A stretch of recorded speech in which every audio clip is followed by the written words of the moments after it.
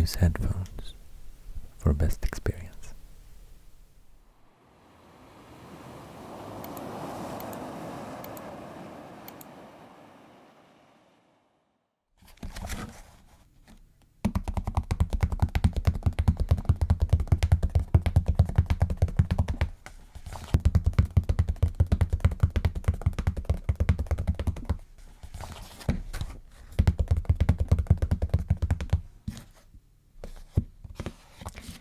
Thanks for your fantastic support.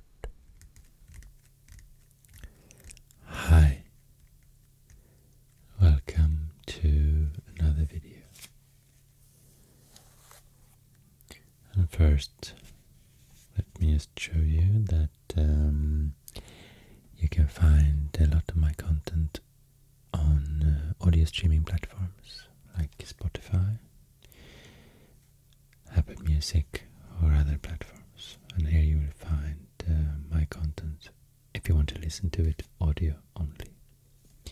So then you just type in ASMRctica, ASMR, and you will find a lot of albums here with my content.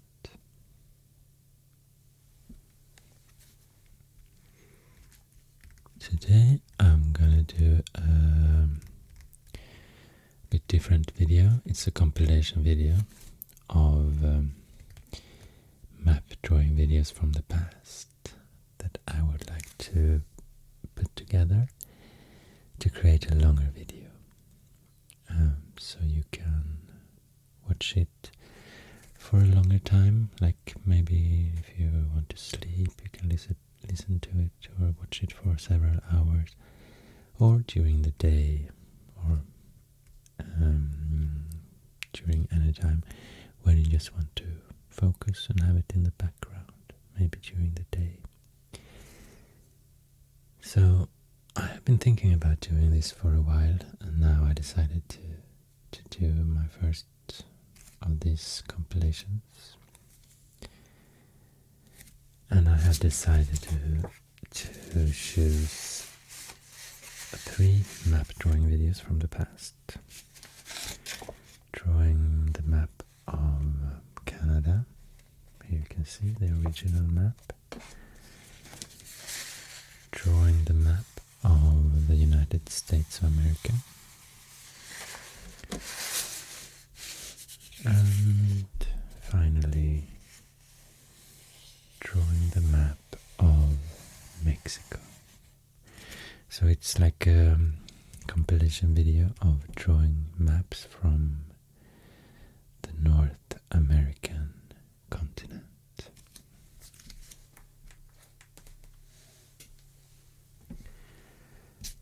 And here you can see the oldest one is drawing map of the USA from 2019. It's 1 hour long.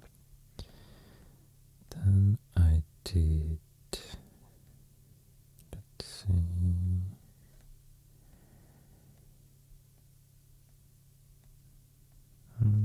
here, 1.5 hours drawing map of Mexico in 2020.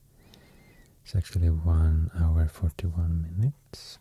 Okay, so then we have 2 hours and 40 minutes approximately. And then here in 2021, drawing map of Canada, 1 hour soft spoken. It's 1 hour and 20 minutes. So together it will be 3 hours. Together it will be 4 hours actually. That's good. So a 4-hour long video without any disturbing ads in the middle. But I would like to record some new content also, so it will be a bit longer than 4 hours, because I find it a bit boring to just sit and do the editing of old material. So I will record some new content to this. And then I got the idea of I got an idea of what to record, because this one, drawing map of Canada, at the end of this video I added or I included a part when I was singing the National Anthem of Canada, both in both official languages, or in two of the official languages, English and French. And then I realized that it would be fun to record some additional material to this video. So if I start with this video, 1 hour and 20 minutes, including the National Anthem at the end, the video will continue with drawing map of the US, because I will go from north to south to in that direction. So then I will add a sequence when I'm singing I try to sing it in a very calming, relaxing, quiet way, the National Anthem of the United States. And after that there will be the 1 hour and 40 minutes map drawing of Mexico, followed by a new recorded sequence of me singing the National Anthem of Mexico. So let's see how it goes.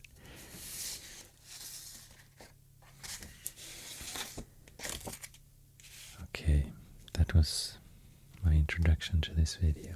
Now let's move to the first part of this video, drawing the map of Canada.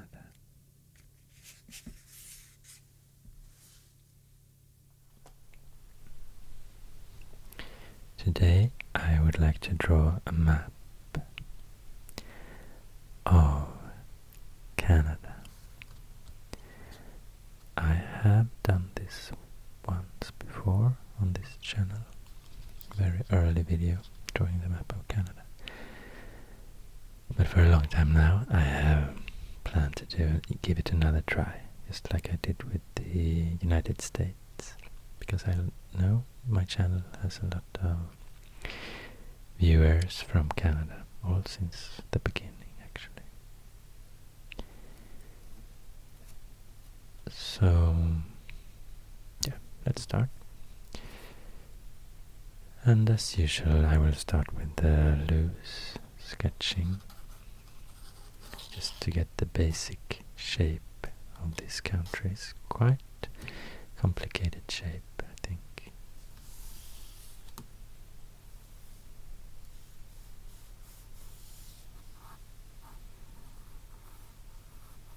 Most northern part here.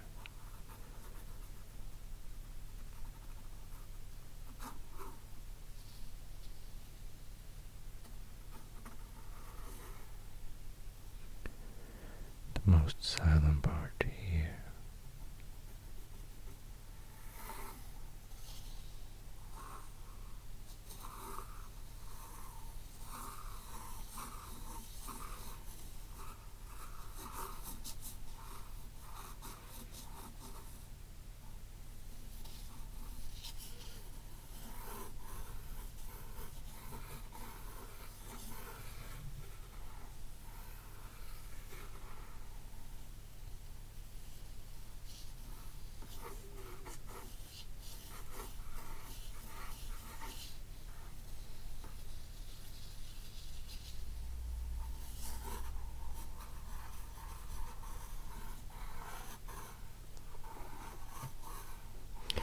Geographically, I think it's a lot of separate parts, really.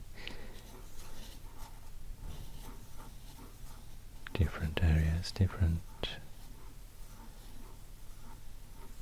types of landscapes as well. It's a very large, vast country.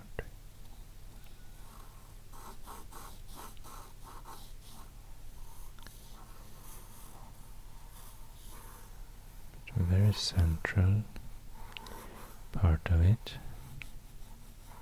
The shape is, of course, the Hudson Bay. I've heard that it could be the largest bay in the world, probably. I'm not sure.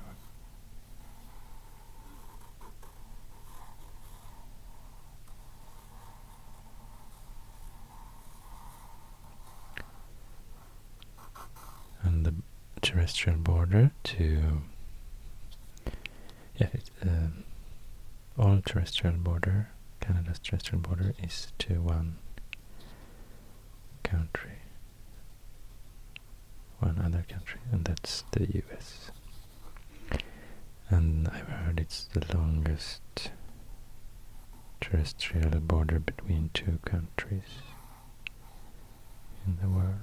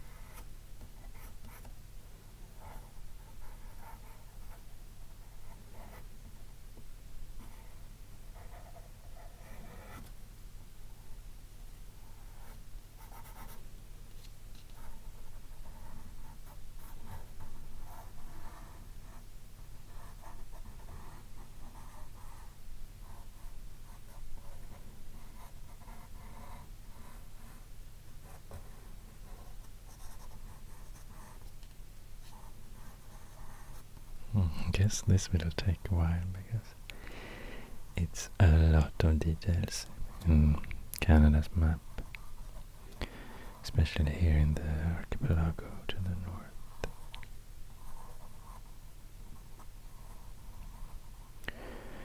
So I'd better do some accurate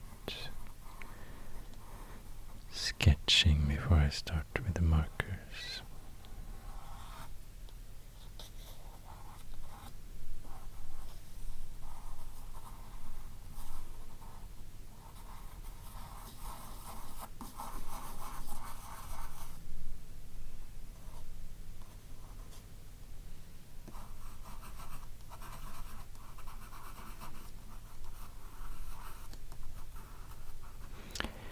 Ellesmere Island, northernmost island, Canada.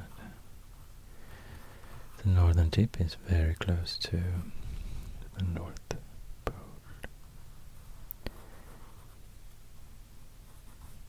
Here we have Greenland.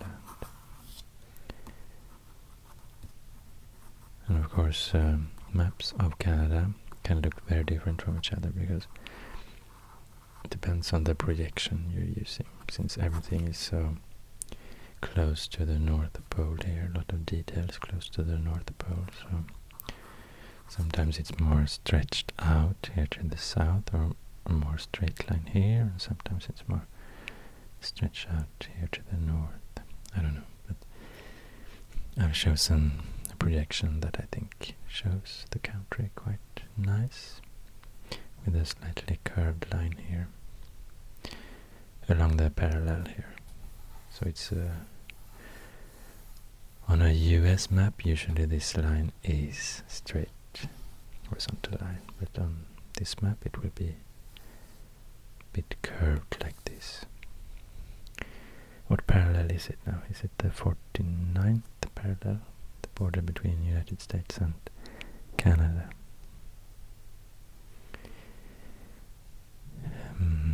But I think I have most of the important features here. Yeah, this big island here. Baffin Island.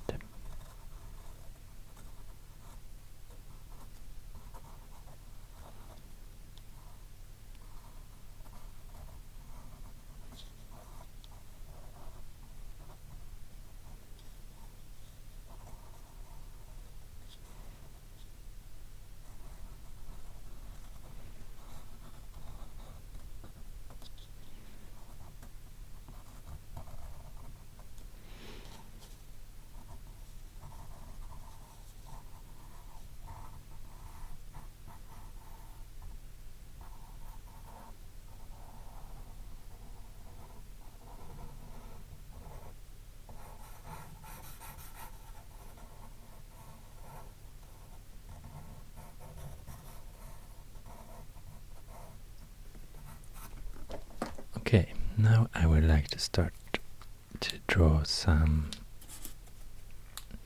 coast. It's a lot of coast. There are 3 oceans.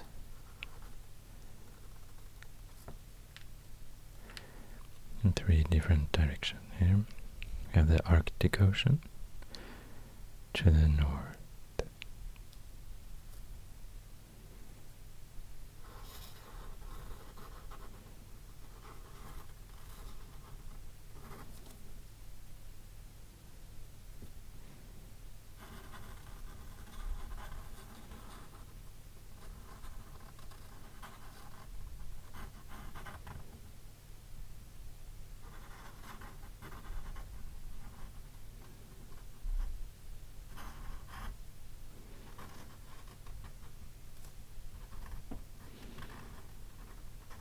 On this archipelago.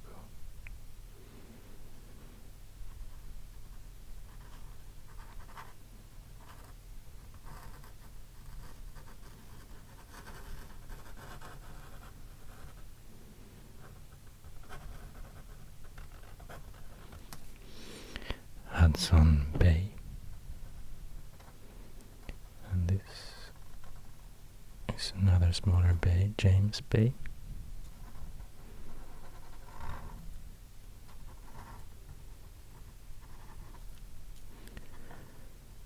Hudson Strait,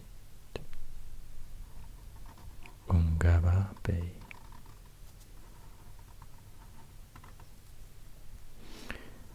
Here we have Labrador.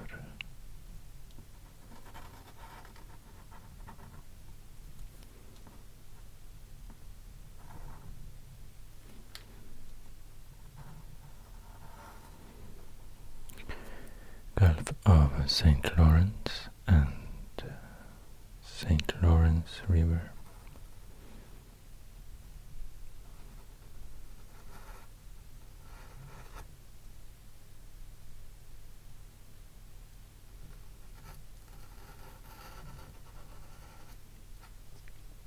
Lake Erie to the south. So here we have the Great Lake.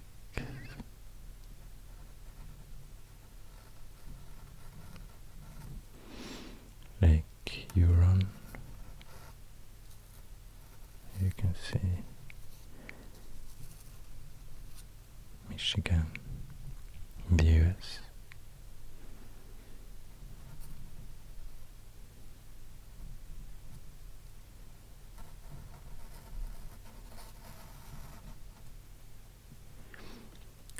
two locks, I guess, are located here.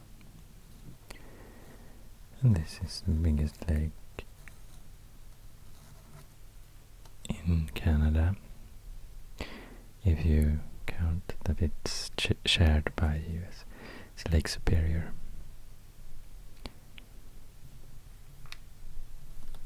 Then we have the next coastline here.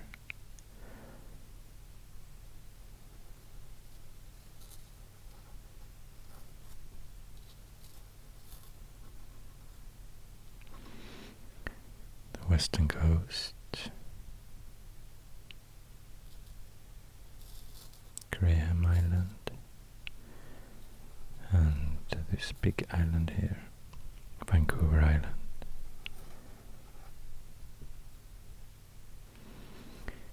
And the Pacific Ocean here, and yeah, I mentioned the Arctic Ocean here to the north. And here there are a lot of bays, Baffin Bay, Labrador Sea, and here we have the Atlantic Ocean, the Atlantic coast.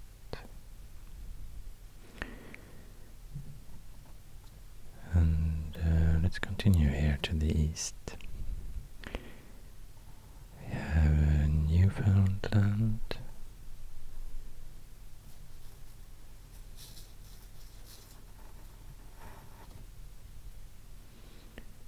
To the very east. Il Tanticosti.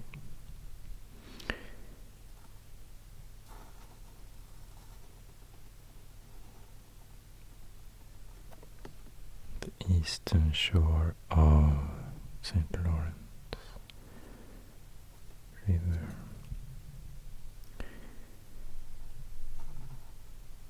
And New Brunswick.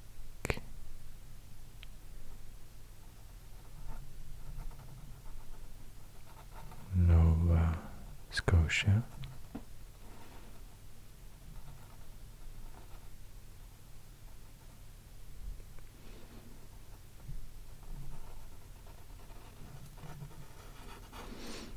Here's the US, the New England part of the US.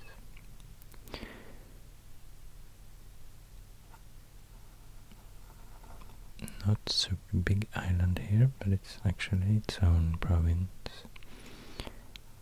And here's another island, part of Nova Scotia. Now, we have to the very north Queen Elizabeth's Islands archipelago.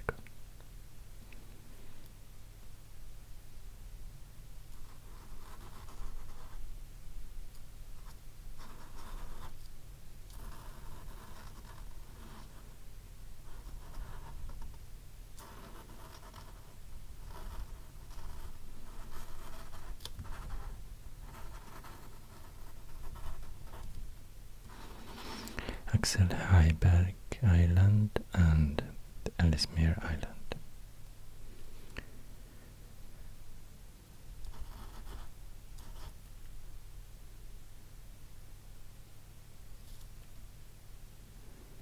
And an island called Melville Island, split in the middle between Northwest Territories and Nunavut Territory, and Banks Island, and then Baffin Island here.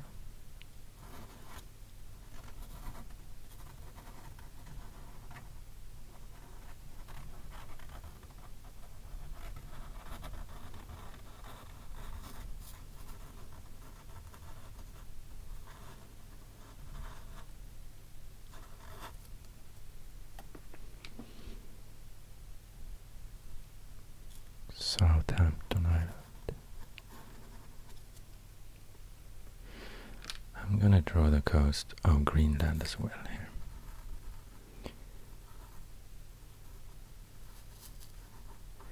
So you can see the entire shape of Baffin Bay, Davis Strait there. So this is the western coast of this huge island,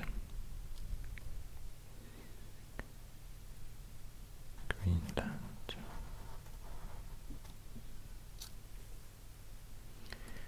And I can show you part of US Pacific coast.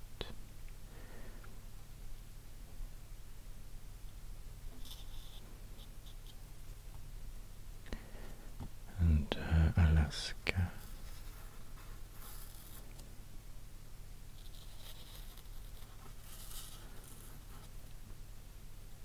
Not super detailed, but yeah.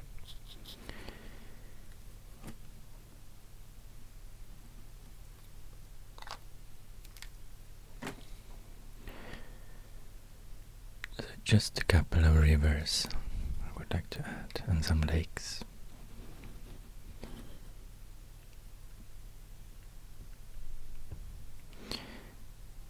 For example,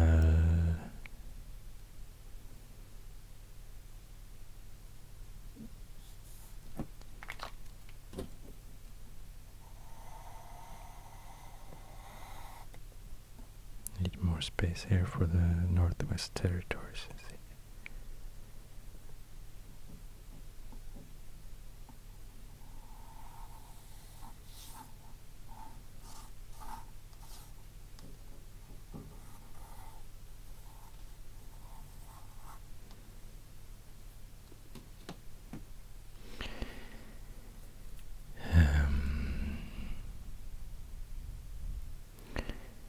We have a river called Mackenzie River.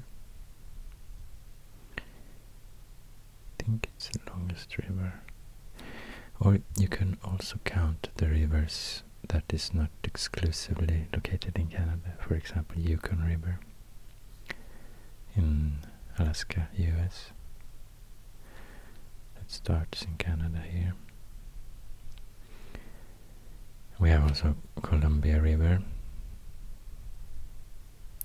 shared by the US. So I think Yukon River could be longer than Mackenzie River, but the longest river exclusively in Canada is Mackenzie River. And we have a big lake here called the Great Slave Lake.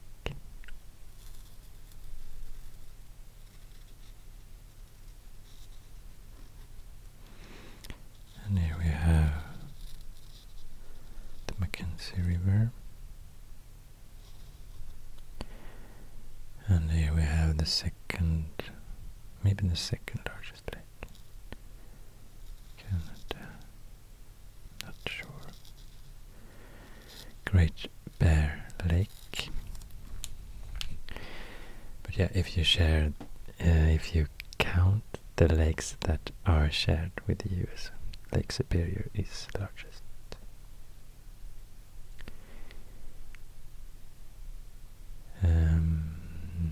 Yukon River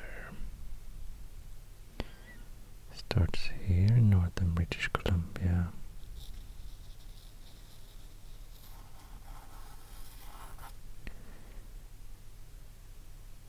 And Columbia River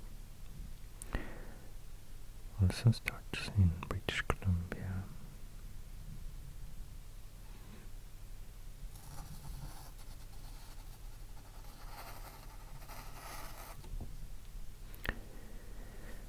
And then we have a long river here in the Great Plains, the prairies,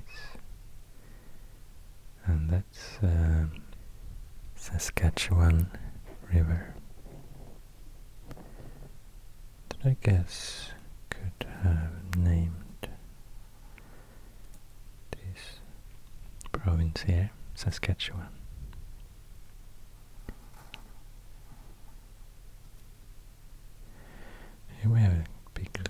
in Manitoba.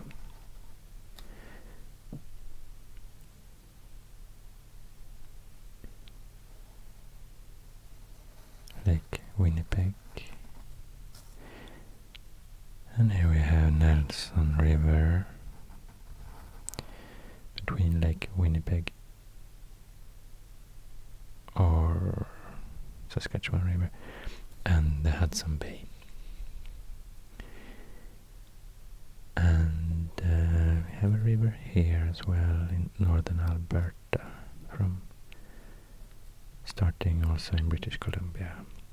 A lot of rivers start here because this is the mountainous area of Canada, the Rocky Mountains. It's the Peace River, and a small, not at all small, but it's a lake between Alberta and Saskatchewan, shared by those two provinces. That's Lake Athabasca.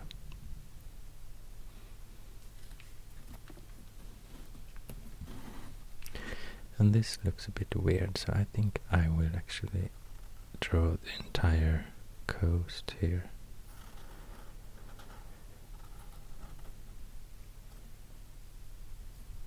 Or at least this part of the coast. The Bering Strait, here we have Russia, Arctic Ocean, Beaufort Sea, this part of the sea.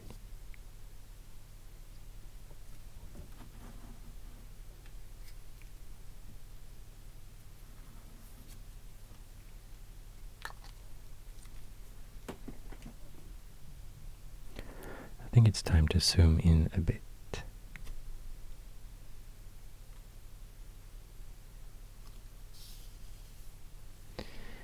And I will add some features to this map.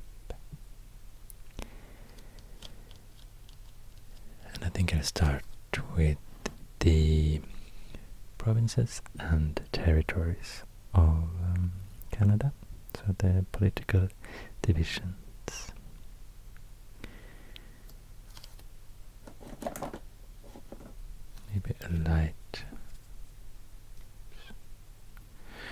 Maybe a light red color will do.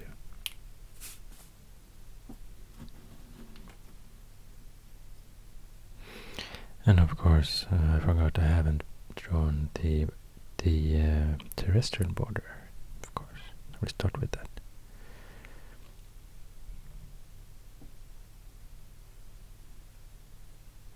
So here's the border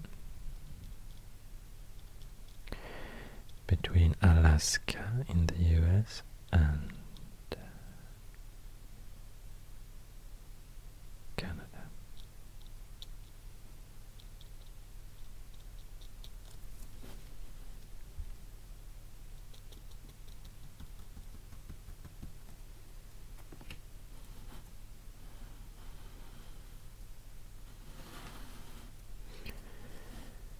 And the rest of the US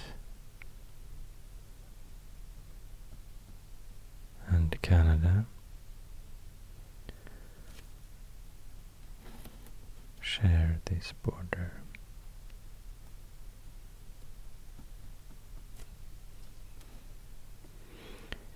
Follows the 49th parallel quite well. Here it happened something in Ontario.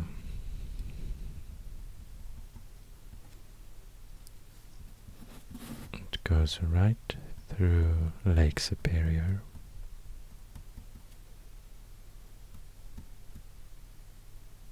And through the Sioux Locks. Right through Lake Huron.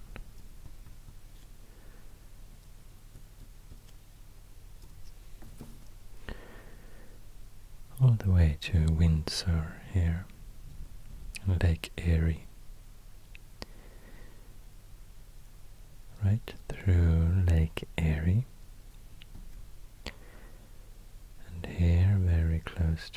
Niagara Falls. Niagara Falls are here.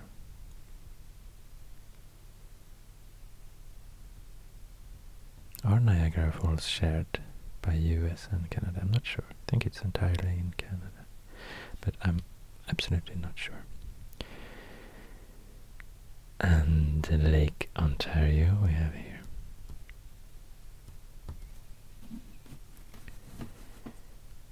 And the border follows St. Lawrence River for a while and then turns to the east. So we have Canada on both sides of the river.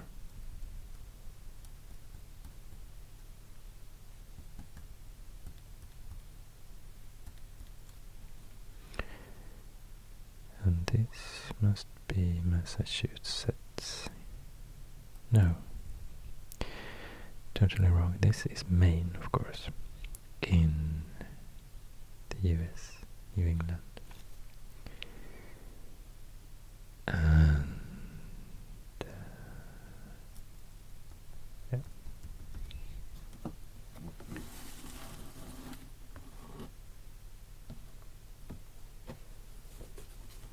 So I'll also show you that the border between Canada and Denmark goes here, because Greenland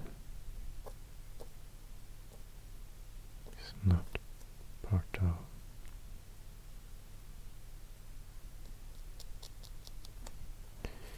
Canada.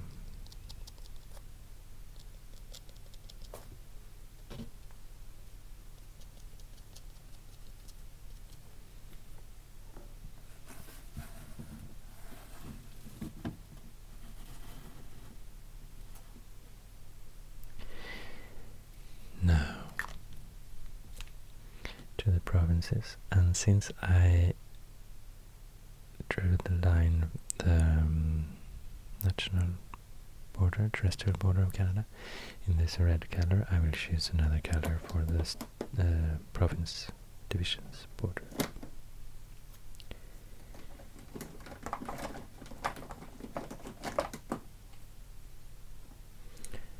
I will choose this white color.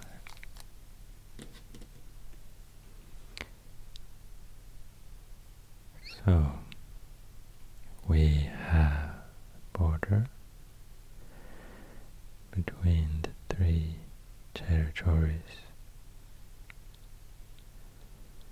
To the very north,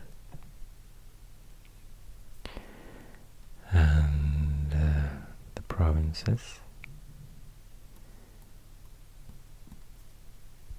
to the west, southwest of Canada, also following a parallel here.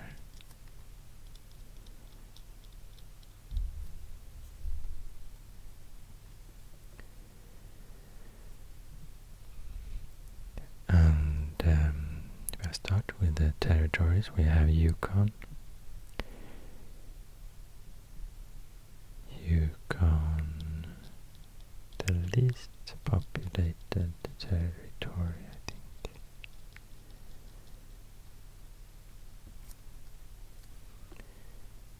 To the west, and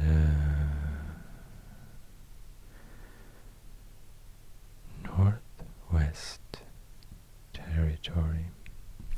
Northwest territory used to be the rest of the northern area until 1999.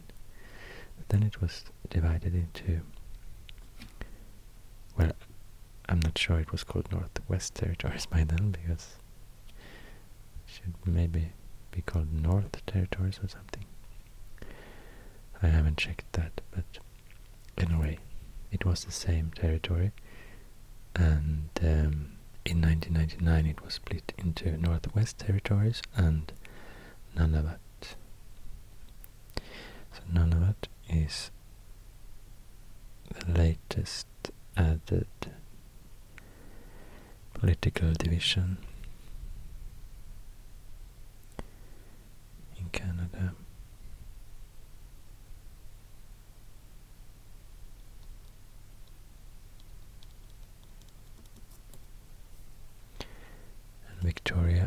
is shared by these two territories. Also Melville Island is shared.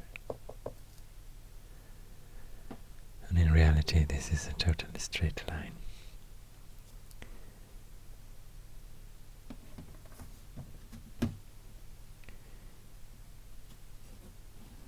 So let's continue with British Columbia.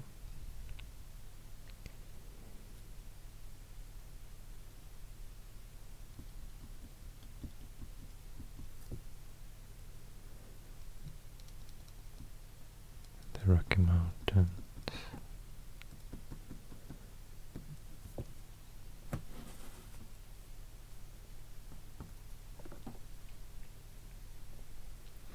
The three prairie provinces of Canada.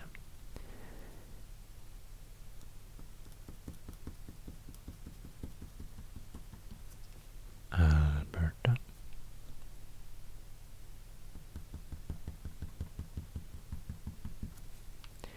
Saskatchewan.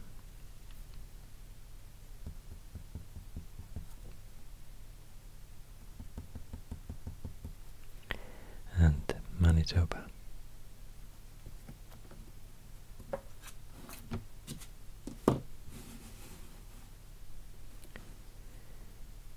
Now we reach the most populous area of Canada, southern part, southeastern part.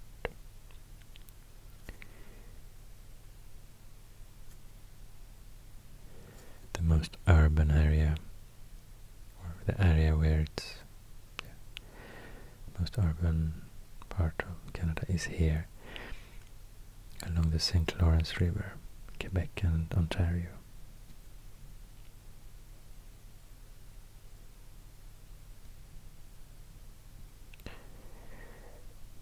So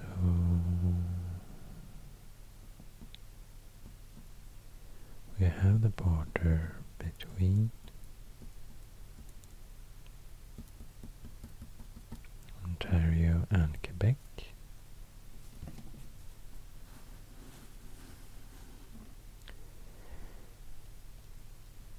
And Quebec and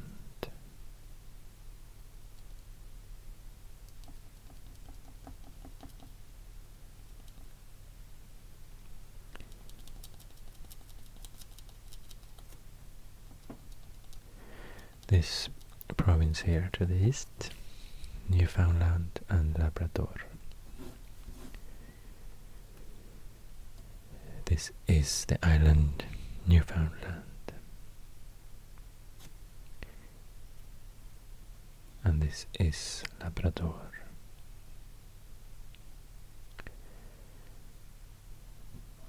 But if you look on population, I guess it's biggest part of the population are located. I mean, this is the most inhabited area, the Newfoundland part of it. Newfoundland and Labrador has its own time zone. It's half an hour different from the rest, the other time zone that's here. And it's also the latest province added or incorporated into Canada. And it's very interesting because Newfoundland was actually its own country between 1907 and 1934. So it was a self-governing British dominion, to be more exact. And then after that it was a dependent territory of the UK. And then in 1949, from that point it was considered a province of Canada. So it's the latest province.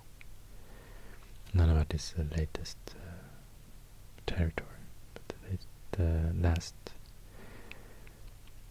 new province is Newfoundland and Labrador.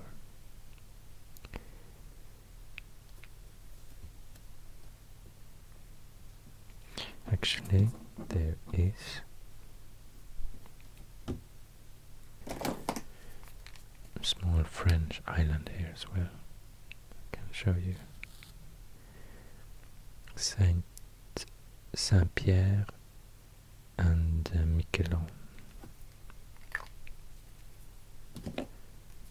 So it's not part of Canada.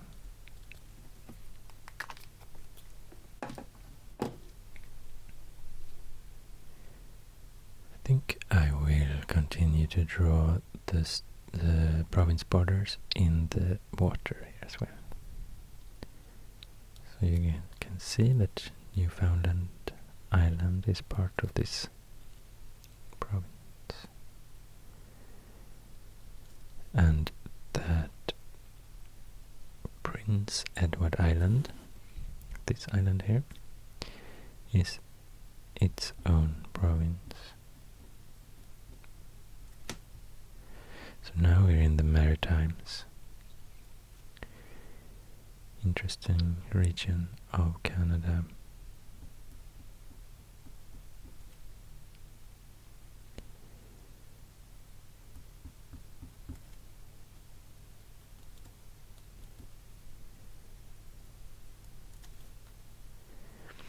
So we have Nova Scotia, this peninsula and this island here.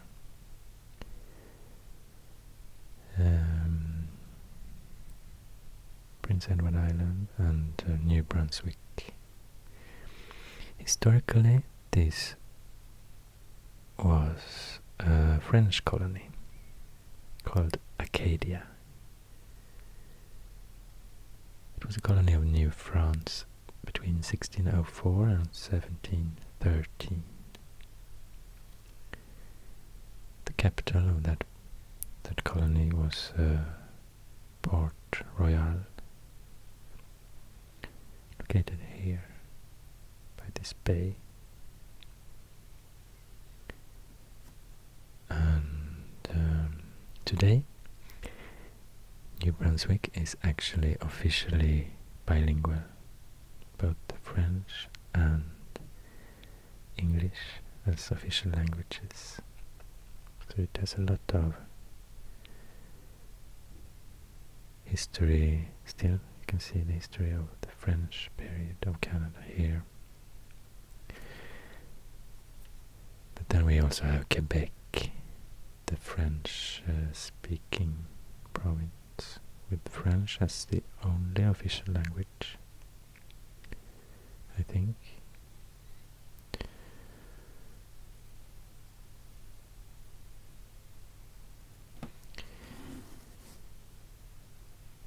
And I think I have all the borders now between provinces, territories, except if I should be consequent here, I should also draw the border between the provinces and Nunavut territory.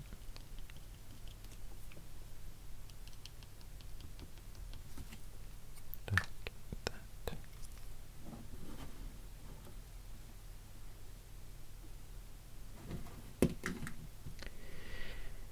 Now let's take a look at the entire map.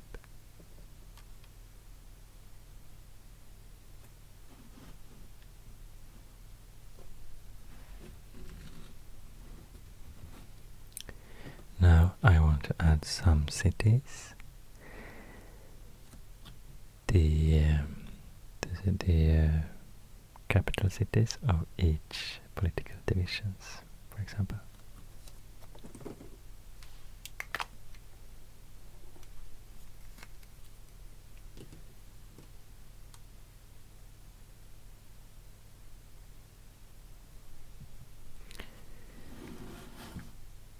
We can start with Victoria on Vancouver Island.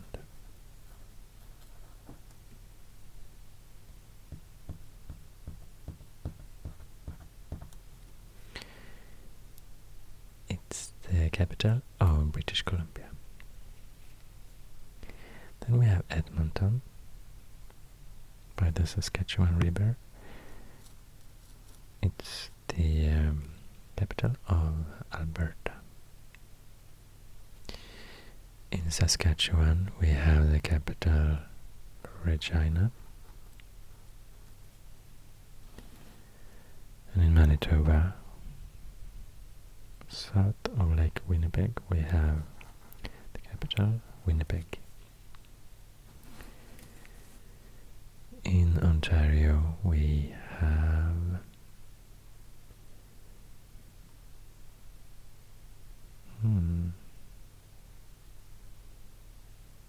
I have to check now because it's Ottawa both the capital of Ontario and the entire Canada, or is Toronto capital of Ontario?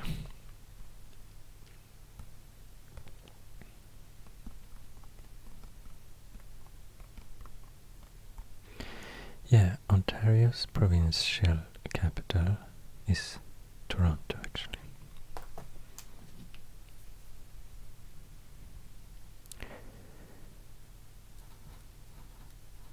Located by Lake Ontario.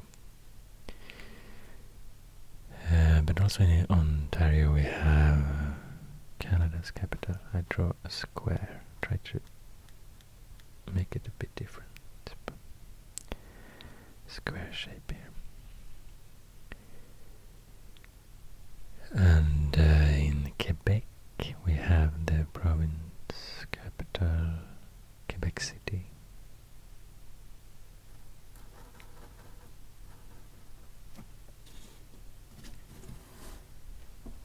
In New Brunswick we have Fredericton, the capital. In Nova Scotia we have Halifax by the eastern coast. Remember, Port Royal was located in the western coast. In Prince Edward Island we have Charlottetown.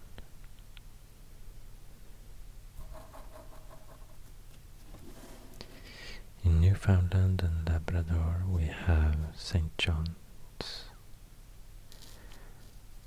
This peninsula here to the very east.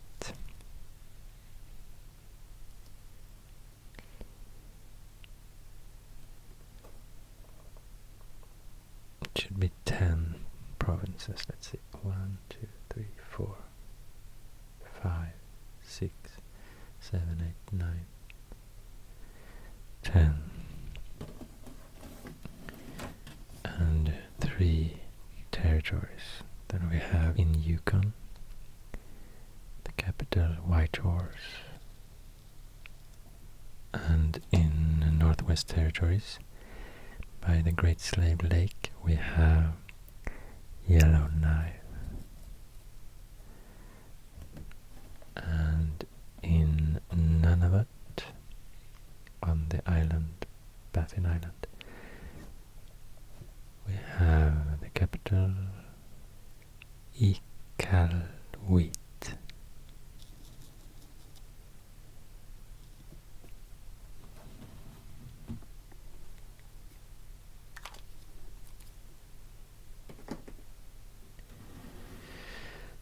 I would like to add some more towns, cities, and just features that I read a bit about and found interesting. For example, those provinces that don't have their biggest city as their capital city, then I want to show you also the biggest city. And in British Columbia we have Vancouver. Here.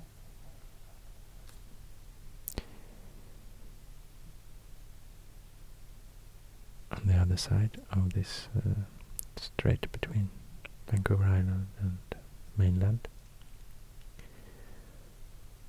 Very close to the US border. And in Alberta we have Calgary, located here somewhere.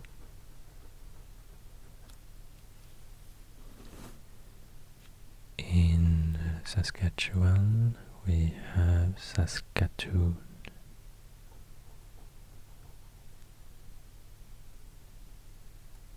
Biggest city.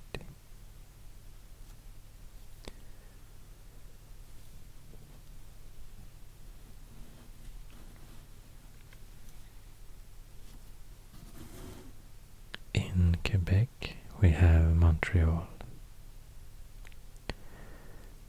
also by St. Lawrence River.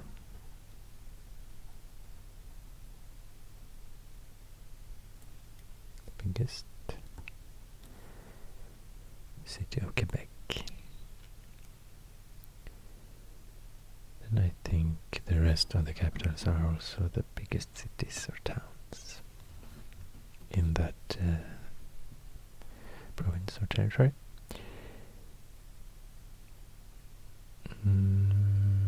Now let's see. It would be nice to just include the highest mountain of Canada. It's located so close to Alaska, just here, this corner of Yukon, the southwestern corner. Mount Logan, almost 6,000 meters tall.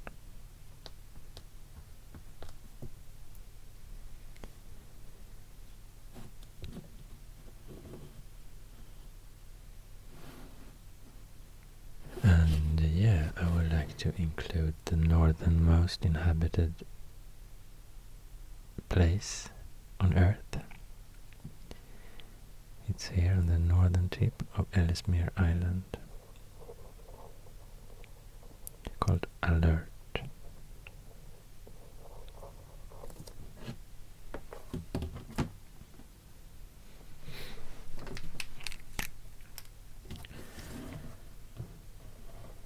I'll try to use this white marker instead.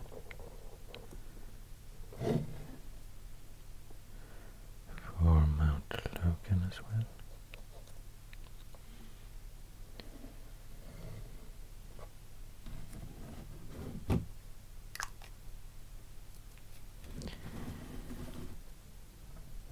And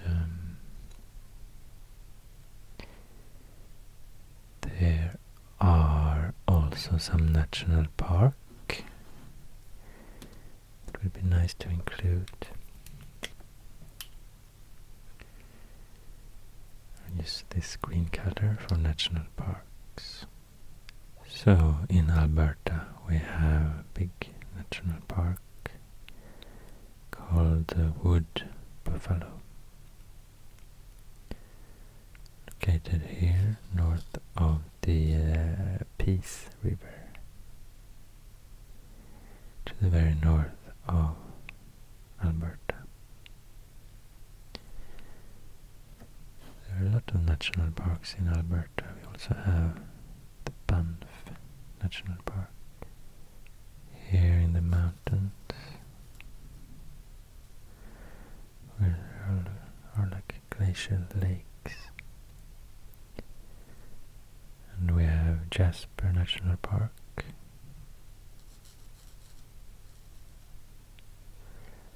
And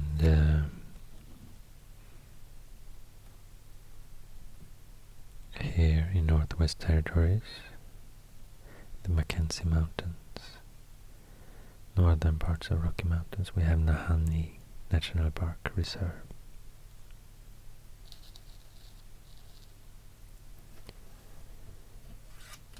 I'll show you one national park to the east as well. We have Thousand Islands National Park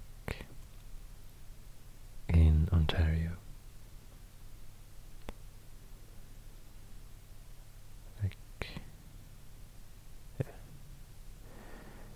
Close to Ottawa.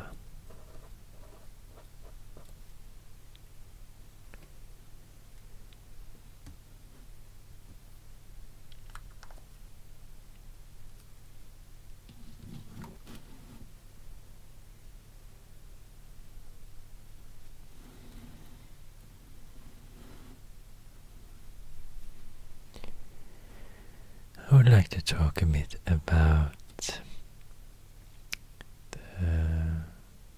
the physical geography of Canada, like the climate regions and such things.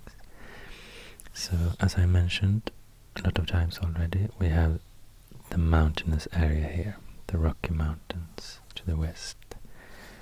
So British Columbia is a really mountainous province. We have Mackenzie Mountains, northern parts of it here, the Coast Mountains, Columbia Mountains,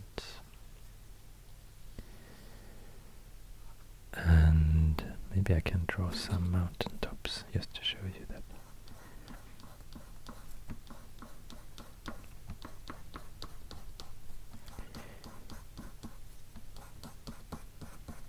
And also you can see the rivers have their sources in this area.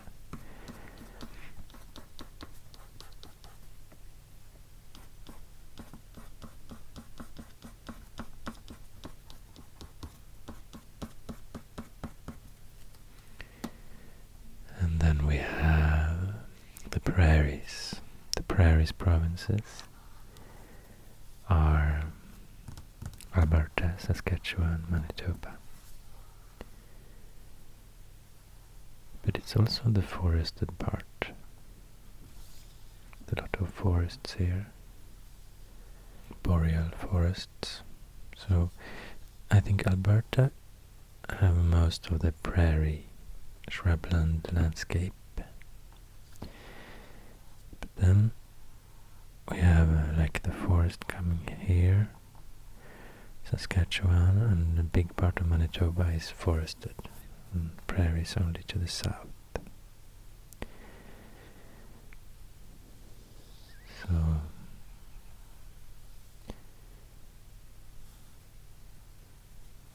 we have Ontario, also forests, I guess, all around Hudson Bay. It's a lot of forests, coniferous forest.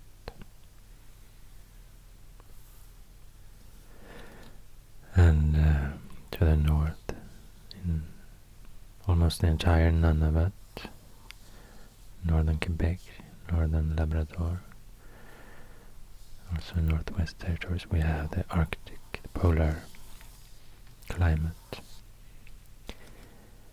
No trees, I guess. And we have the oceanic climate, temperate, in the very western part here, Vancouver Island.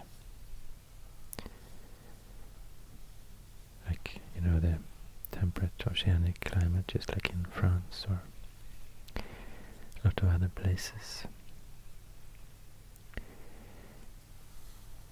And then we have the humid continental climate, a large part of Canada, like this.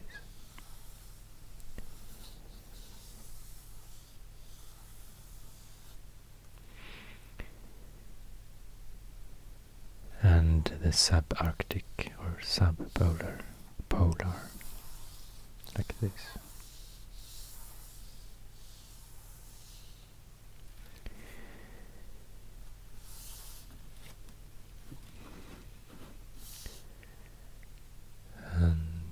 Yeah, I can also mention some of the indigenous groups in Canada.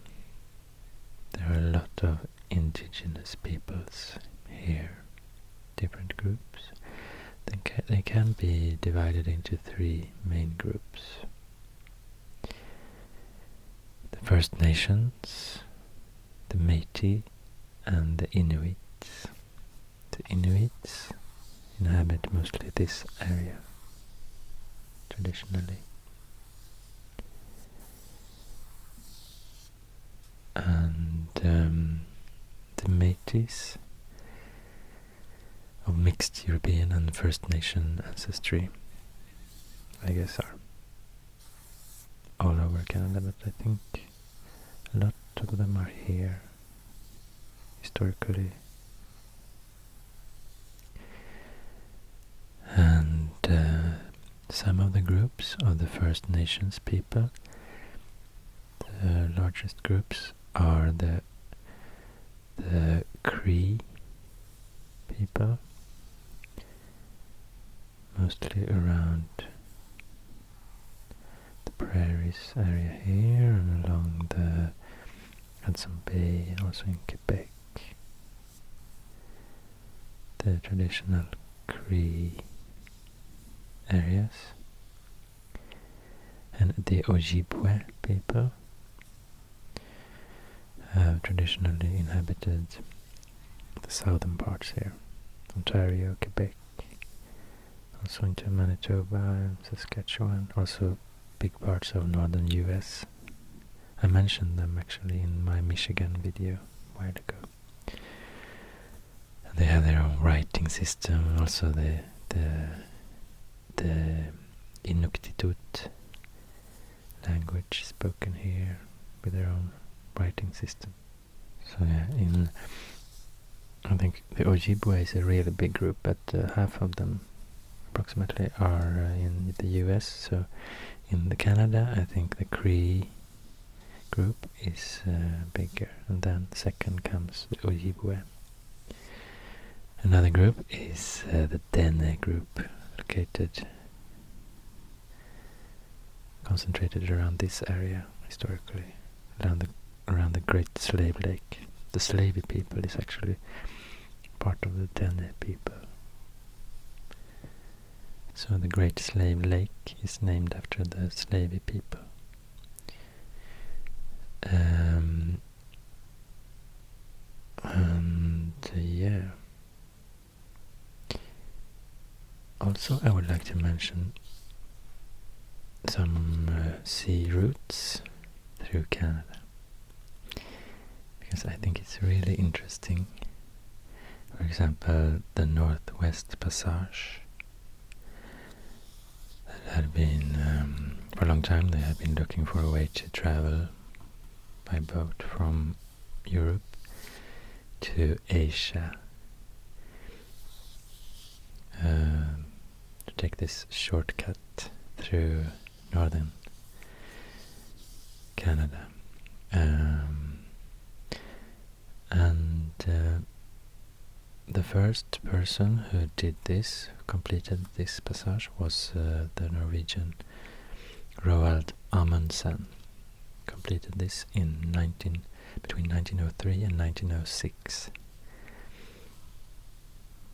So the Northwest Passage goes here through Baffin Bay and through Lancaster Sound, between Baffin Island and Devon Island here. And then it goes either straight like this through Prince of Wales Strait, that's between Victoria Island and Banks Island, and then follows the northern coast here, the Arctic Ocean, to Bering Strait. And another route goes more to the south here, like this, south of Victoria Island.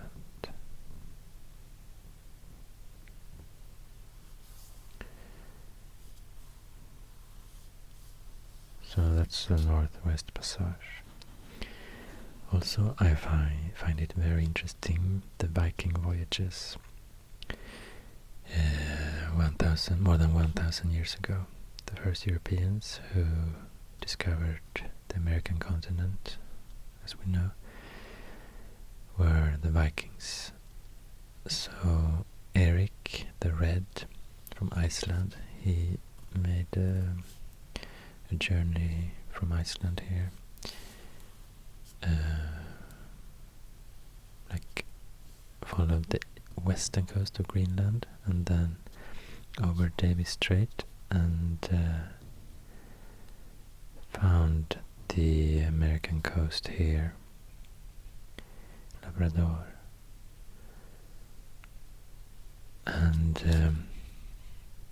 here we have a Viking settlement on Newfoundland.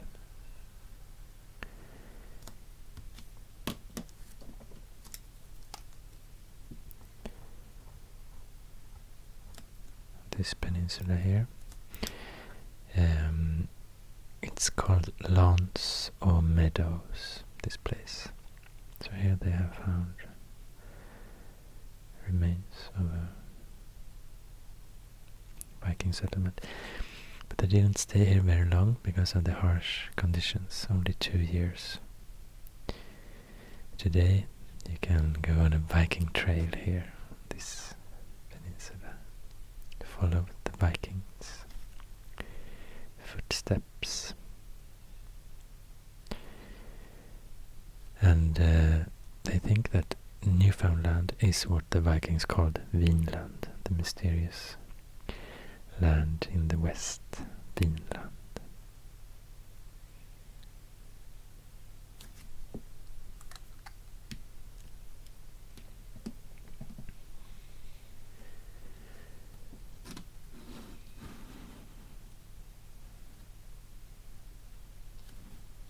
I think I will add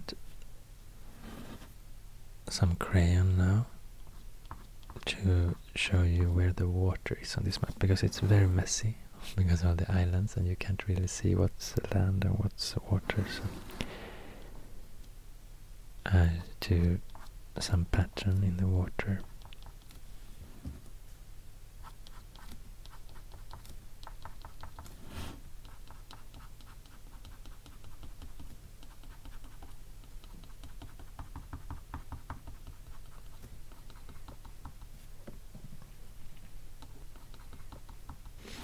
By the way, on this peninsula here,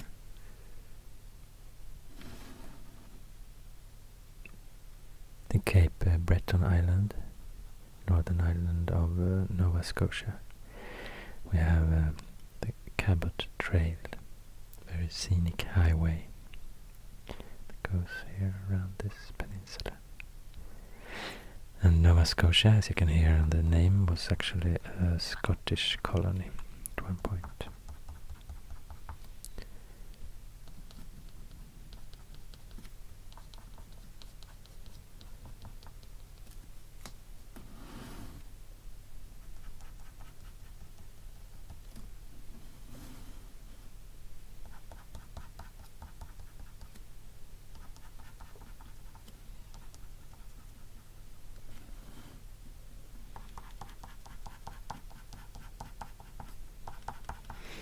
There are not many places and towns around the coast of Hudson Bay.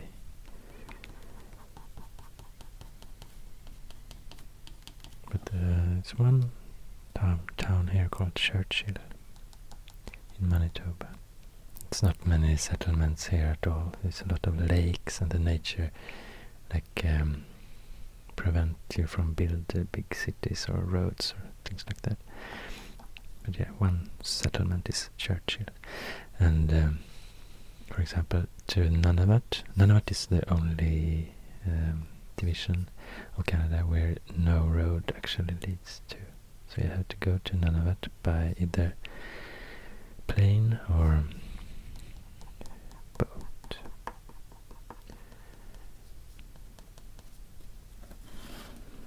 Yeah, I forgot to mention there's actually a desert, true desert in Canada, and it's here, southern British Columbia. It's the Okanagan Desert, semi-arid shrubland. Here we have some arid steppe climate as well. Alberta, Saskatchewan.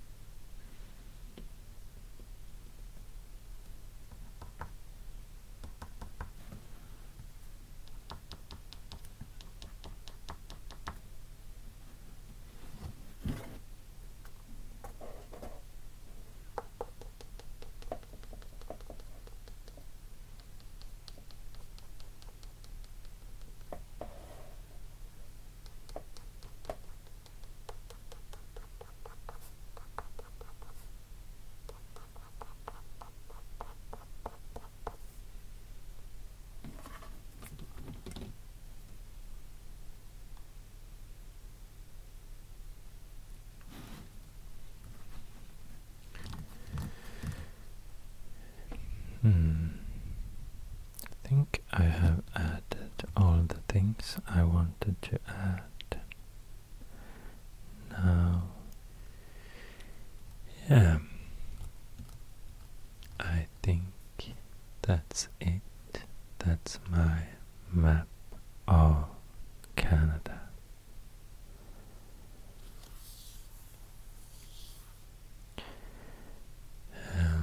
Yeah, Canada was independent from the UK in 1867. So it was a British colony before that. I think it started, the name Canada started here, Quebec area.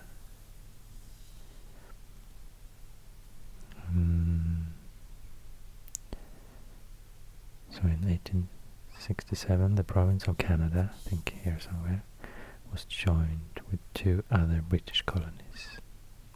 The colonies New Brunswick and Nova Scotia, through confederation and forming a self-governing entity.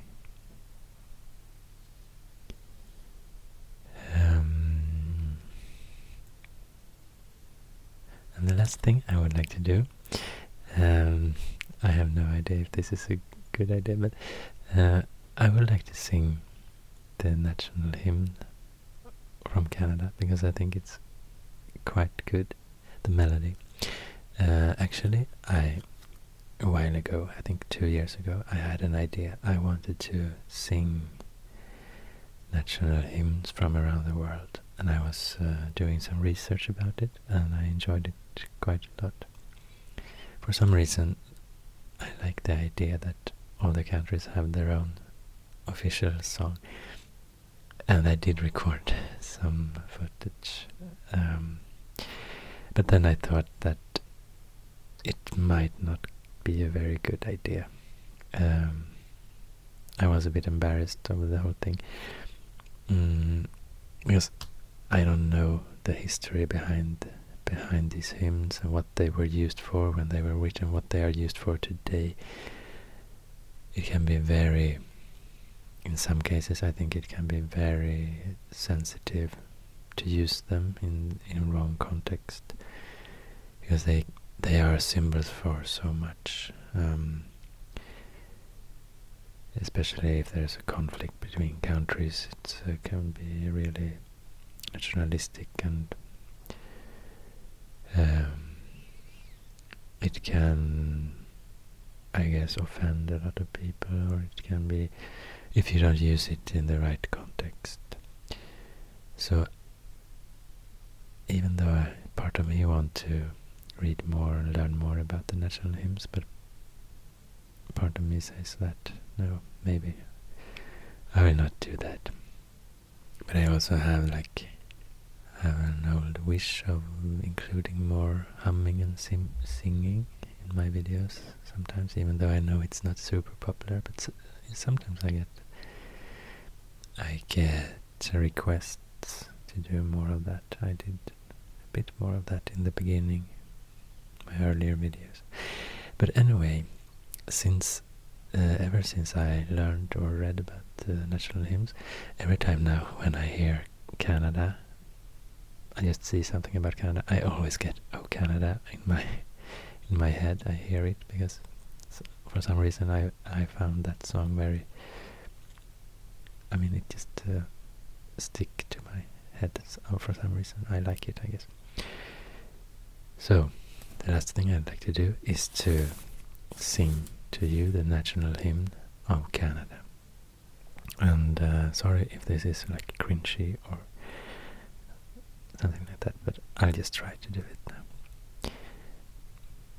And I will do it very quiet, try to do it in an ASMR kind of way. Oh, Canada, our home and native land, true patriot love in all of us command. With glowing hearts we see thee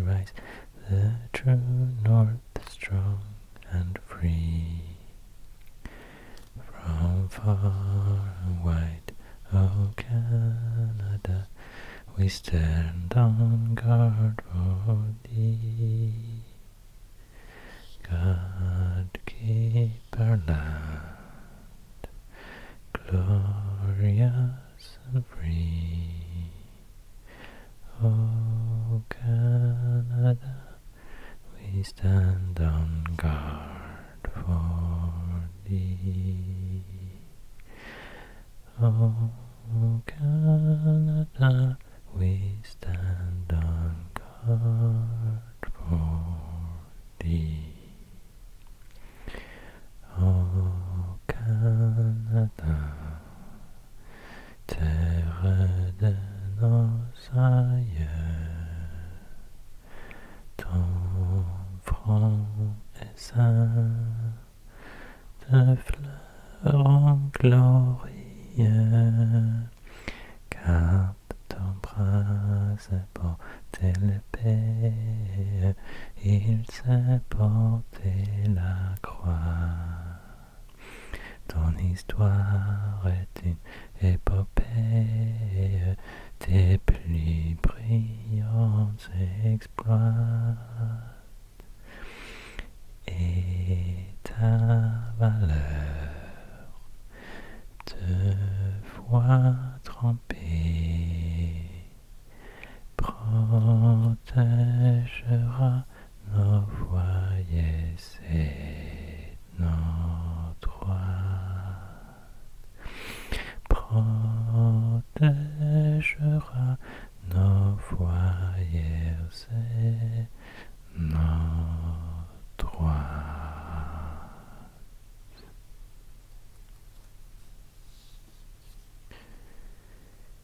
Thank you so much for watching.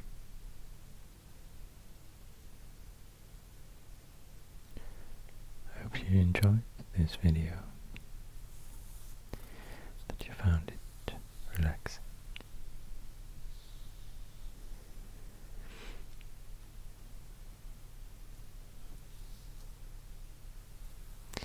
Sleep well,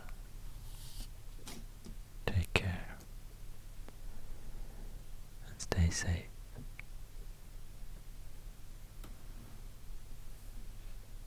Bye.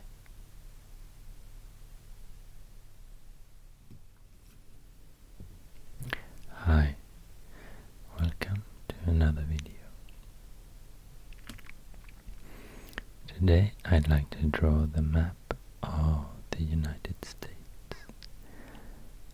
and give that a second try. You might remember I did a map drawing of the United States some time ago. But let's see if I can do a better one. And also one reason that I wanted to do this video today is that I would like to ask you for suggestions, because I plan to do some map drawings of individual states of the United States, and I haven't decided which yet. I don't think I'll do all of them, all 50 states, but it would be so nice to get some input from you, some suggestions, what you would like to see on that type of map. If there are a special mountain or lake or river or town or village, anything that you'd like to see on an individual state map, please leave a comment below in the comment section for this video, and I can't promise I'll do a video of that state, but maybe it's some inspiration and some starting point for a possible video in the future. So it it would be really nice to read your suggestions, so feel free to comment.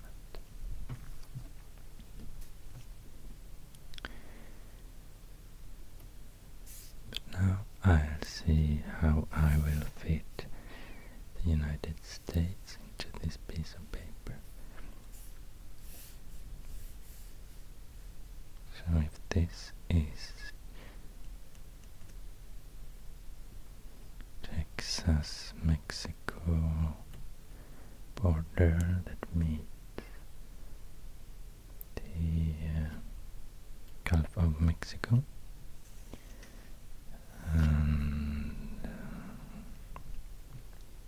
this is Maine. This is the east coast. Florida here somewhere. And the Great Lakes. 49th parallel. The Pacific coast. Texas.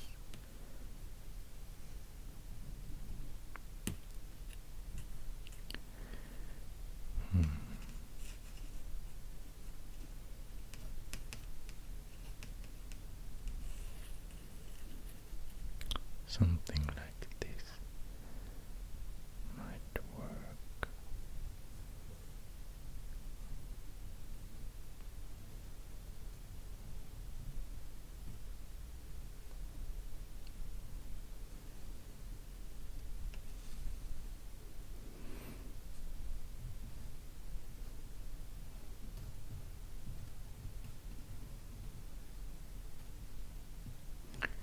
So I'll start with a rough sketch here.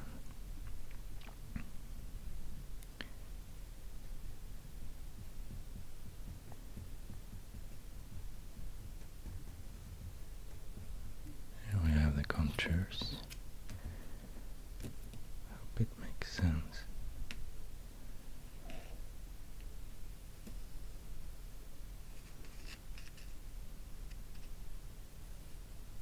Mississippi River. I'll take another better pen.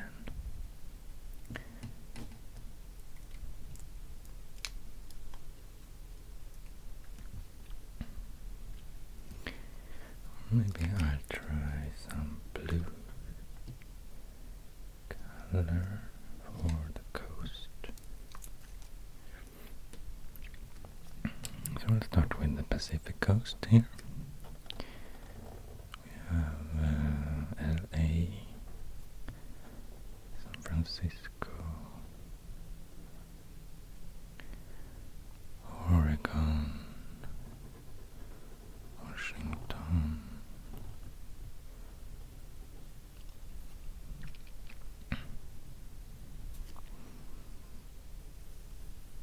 and we have the Gulf of Mexico.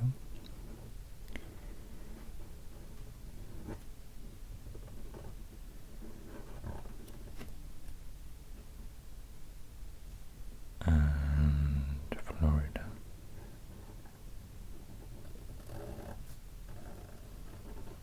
And the East Coast.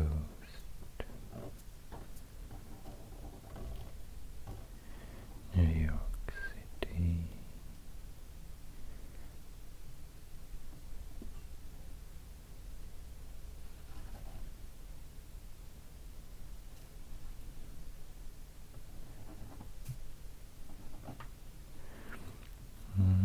Massachusetts and Maine.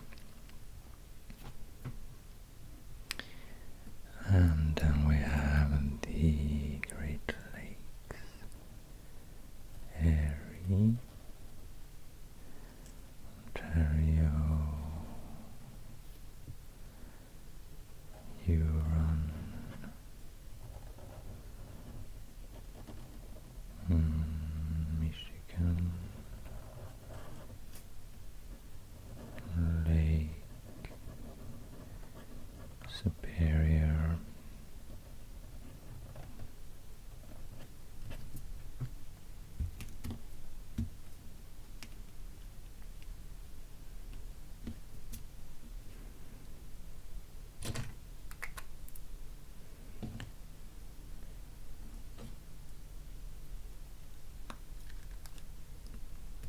Continue with this color for the terrestrial border at Canada. We have the Niagara Falls.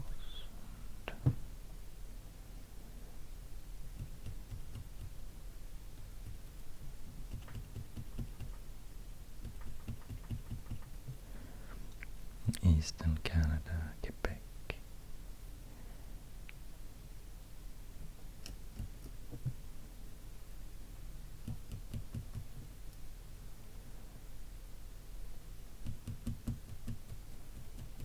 And from this point it follows the 49th parallel. It's a straight line here.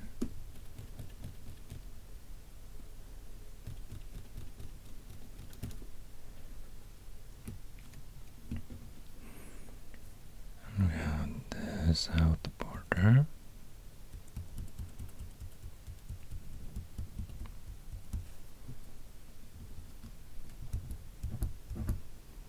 To Mexico.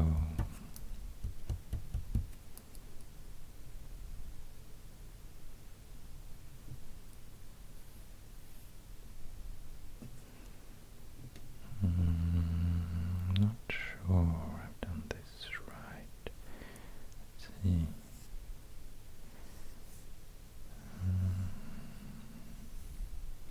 I think LA should be placed here. Not a very good start. I think I have to move LA a bit to the east. So it will be a bit messy here. Sorry about that. And from this point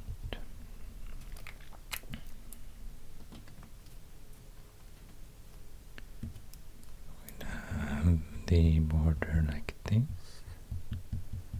New Mexico, no, Arizona, New Mexico.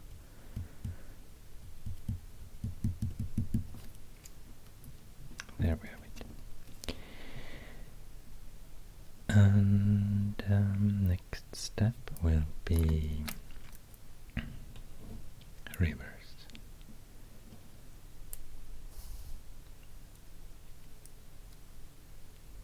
Do you think this will be visible on this dark paper here? Let's see. Start with the longest river, the Mississippi River.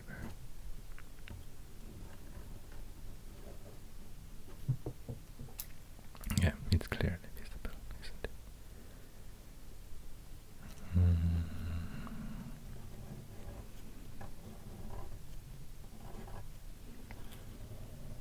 All the way from the north, almost in Canada, Mississippi River has its sources. And we have the Ohio River.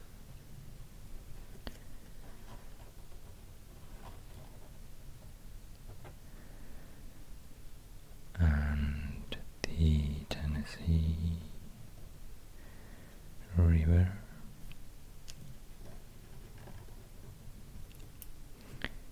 And the Alabama River almost meet up with Tennessee River here. And quite short river here, Savannah. So you can see these rivers all start here in the Appalachian Mountains. These highlands here to the east.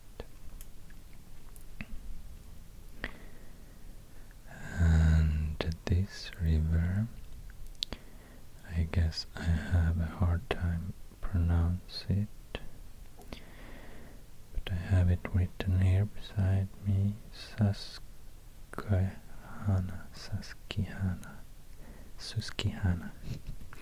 I'm not sure if that's right, but I would like to point it out anyway. And we have the Hudson River.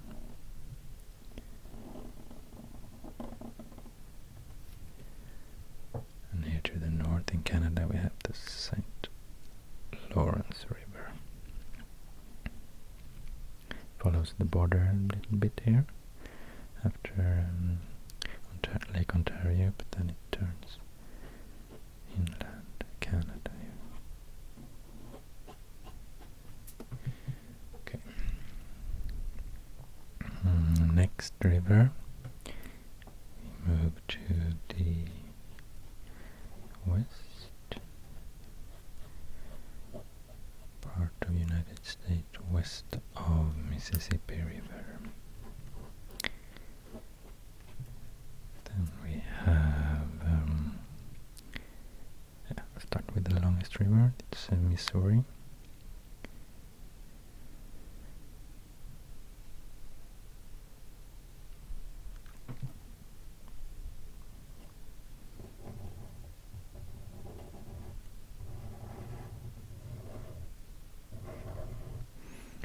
Through South Dakota, North Dakota,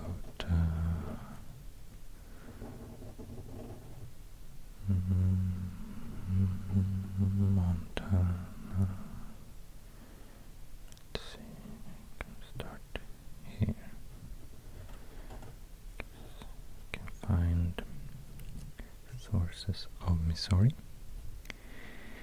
And now we're in the Rocky Mountains.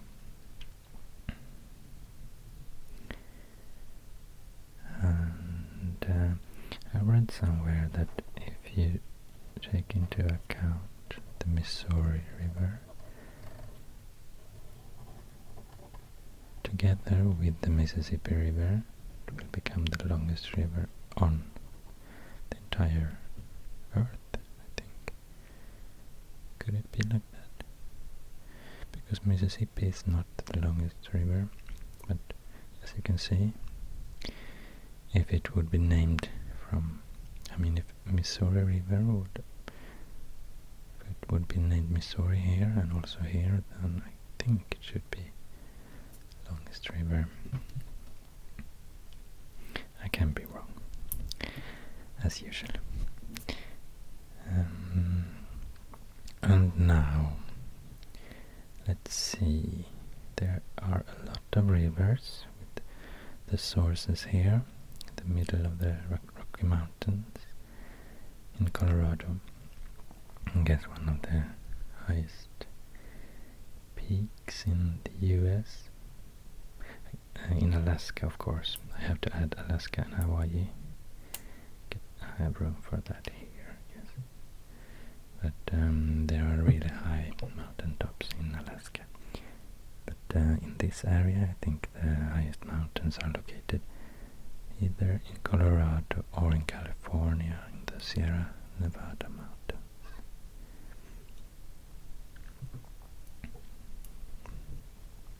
Okay, I can start with that. Since I mentioned it, I can start with one river that ends up in the Pacific. And that would be Sacramento.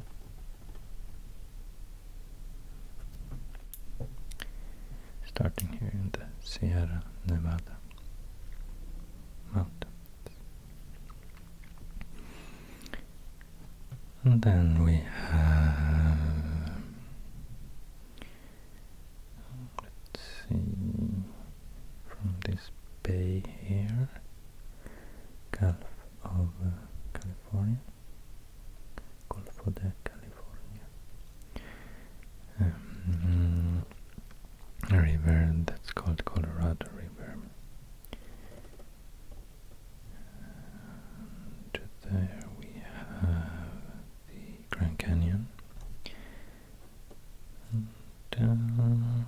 sources here in the mountains, in the Rocky Mountains of Colorado.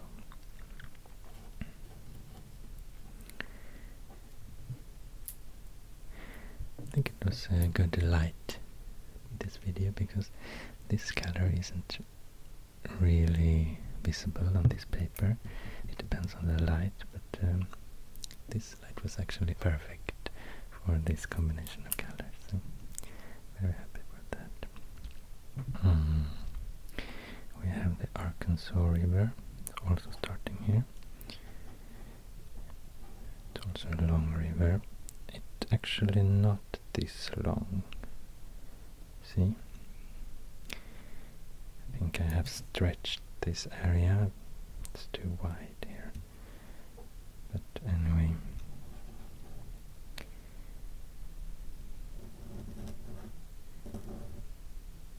Arkansas River. And next we have the Red River. Kind of the border between Texas and Oklahoma.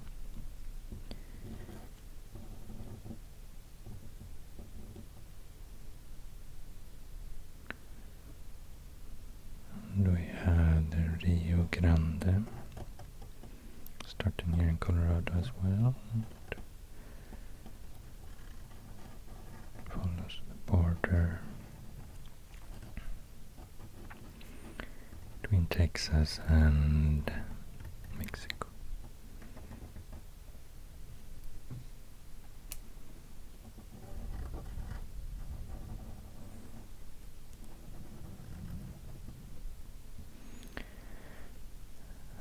Red River.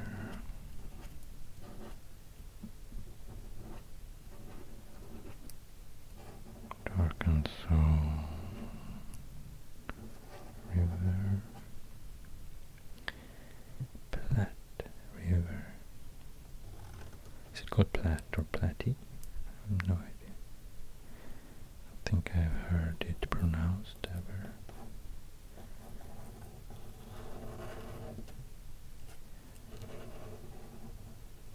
Only read the name. And we have the Snake River.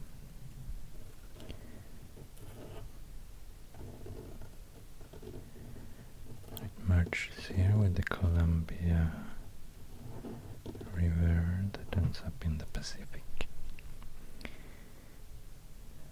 And Columbia River starting here in Canada and British Columbia somewhere. So in the Rocky Mountains.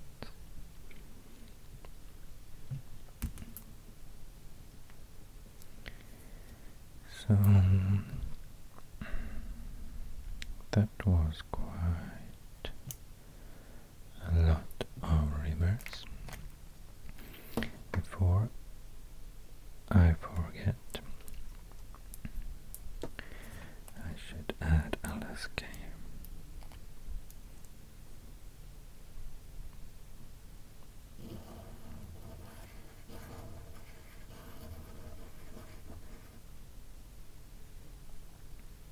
Now it's a bit outside the frame.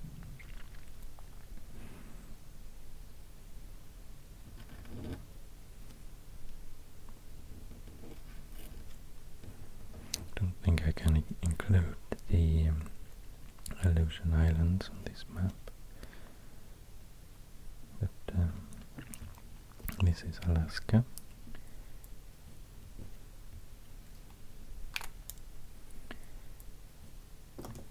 And this is the border between Alaska and Canada. Okay.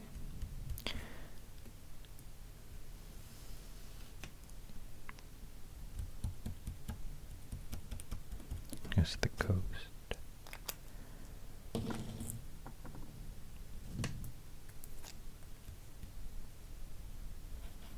Archipelago here. So this is the most populated area of Alaska, southernmost area.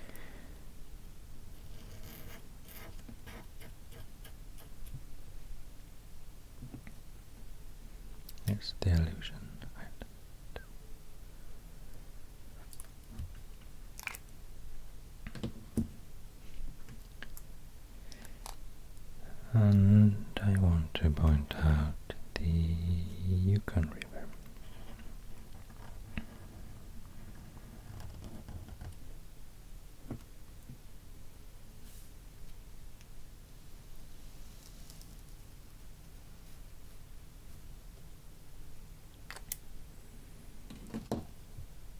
Also, we have the Hawaii. Yeah, maybe here it's room for the Hawaii Islands.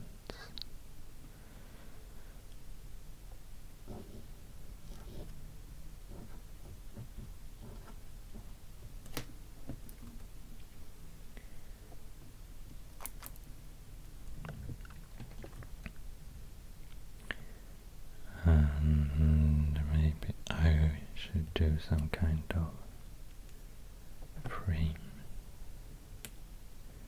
so it's clear it's not in the Atlantic Ocean. These islands are located.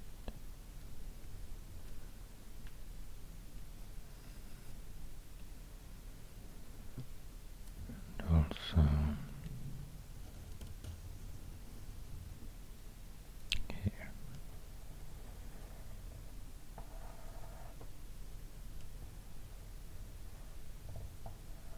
So Alaska is located much more to the north.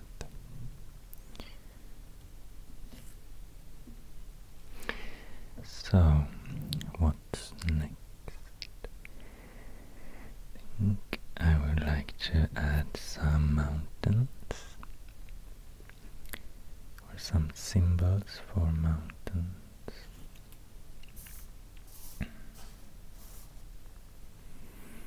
And I have to decide which color to use. Maybe this one, too. Yellow color, but it's quite thin. See?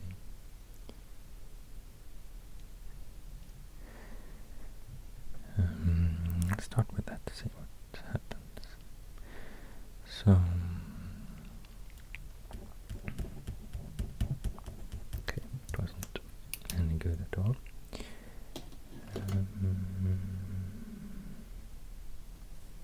How about this one? White. So here's the Appalachian Mountains, or the Appalachian Highlands.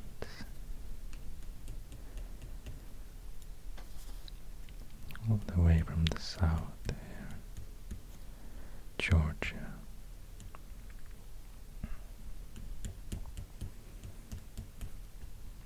And through Tennessee,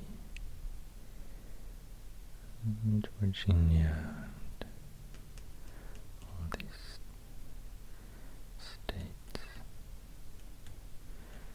and also in New Hampshire. I don't know, there it's called the White Mountains here somewhere, and Maine. So that's the Appalachian Mountains. And we have the Rocky Mountains to the west.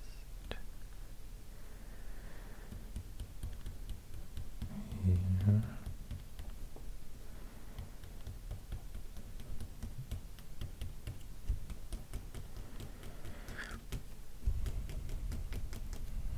You can really see how all these rivers starts from the Rocky Mountains and floats to the Pacific or even to the Gulf of Mexico.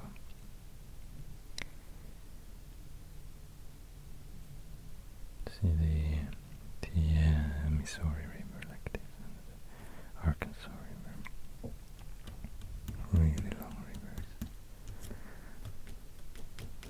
And the Rocky Mountains continues across the border to Canada.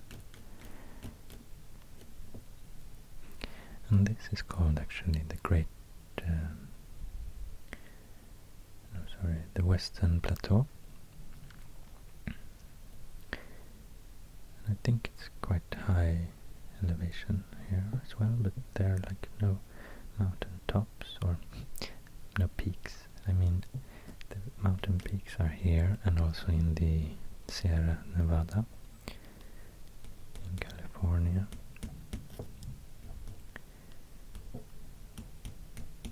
That continues south across the border to Mexico and follows the coast. Actually, I think it's like divided into ranges here, the coast ranges. Here in Oregon and Washington and North California. And then the Sierra Nevada more inland. I've been in Lake Tahoe, it's here somewhere, close to the border between California and Nevada.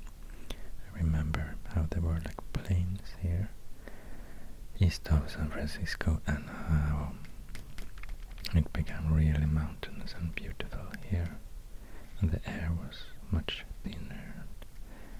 I mean, there was like the most amazing view I've ever seen, I think. On these roads, with all these turns up in the mountains, and then beautiful Lake Tahoe. But anyway,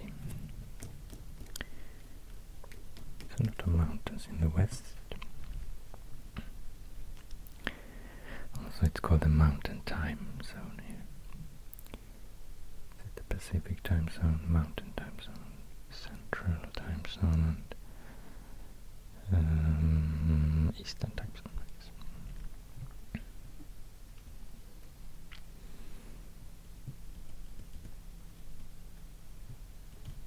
It's the Key West and Florida Keys. Okay, I think it looks quite complete now, as I imagine it before starting making this drawing, but I'll add the states as well, borders between the states. See if I can do that right.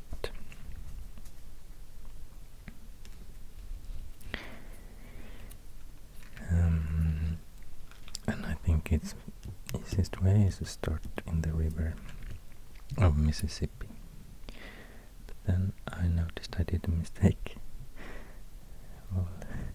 already at the start, because this border actually doesn't follow the river in the beginning. The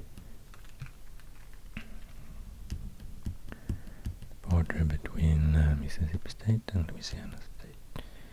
It goes like this. Sorry, really messed it up here.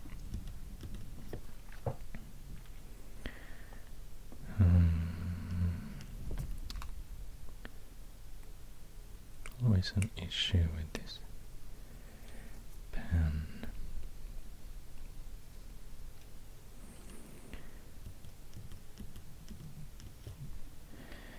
So here we have state border. A lot of state borders here, but I'll start with this.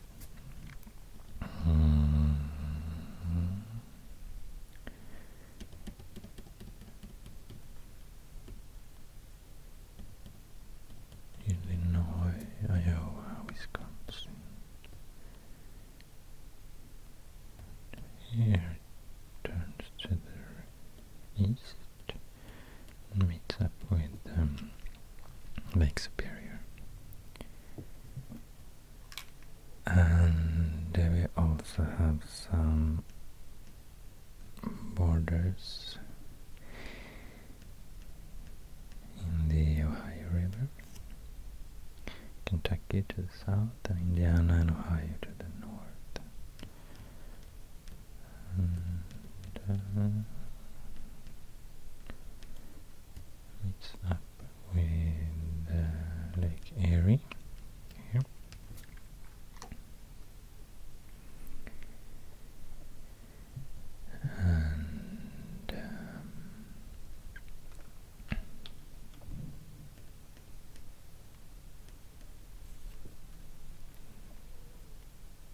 on the borders don't follow the rivers, they're quite often just straight lines.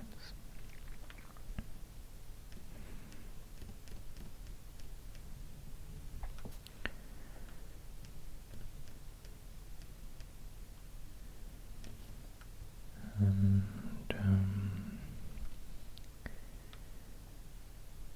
here we have, let's see, Niagara Falls, that's in Canada and in New York State. So then we have to add a border here between New York and Pennsylvania.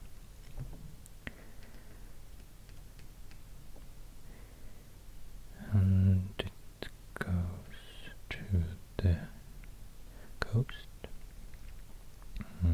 somehow, and this is supposed to be Long Island, so then New York City is here, so something like this.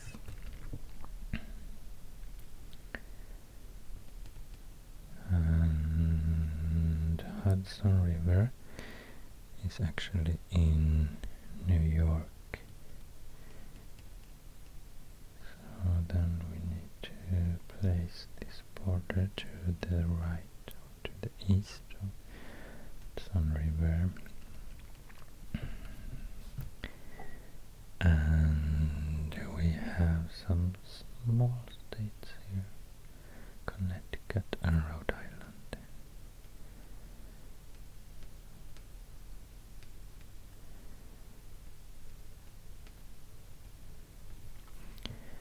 And Massachusetts, and Vermont, and New Hampshire, and Maine. So I'm glad I finished this part because it's really messy with all these small states here. And then we have New Jersey and Delaware, Maryland. Delaware, small state, and Maryland with the odd shape.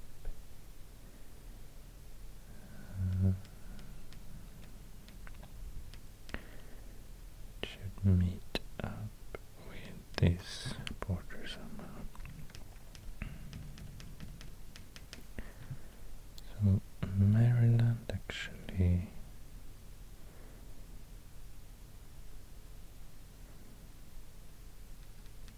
looks like this, something like that. West Virginia, the Appalachian part of Virginia.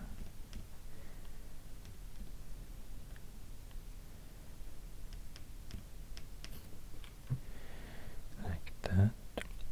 And Washington DC, where's that?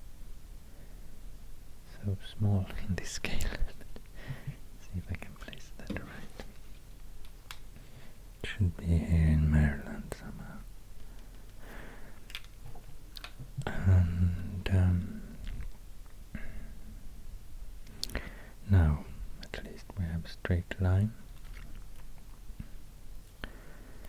The border between Kentucky and Tennessee.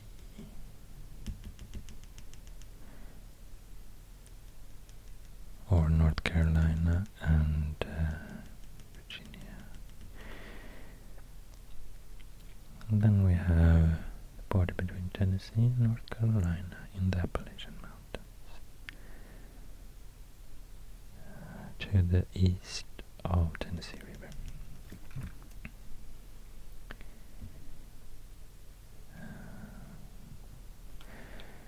And then we have the border between North and South Carolina. And also straight line Mississippi, Alabama, Georgia, South Carolina. This border follows the Savannah River. Then we have a border between Florida and Georgia.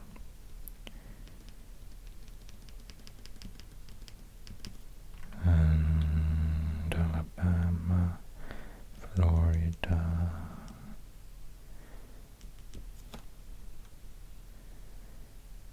and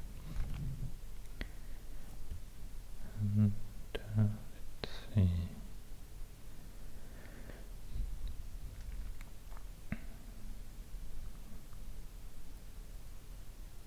Alabama, Mississippi. Like this, straight line.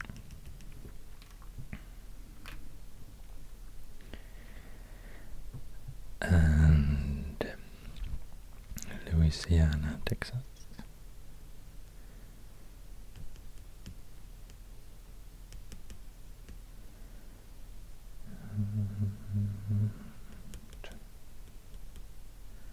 Louisiana, Arkansas, Oklahoma, Arkansas, Missouri, Kansas,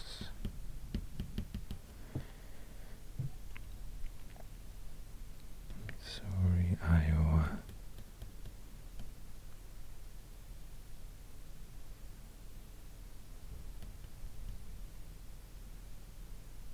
follows the river, and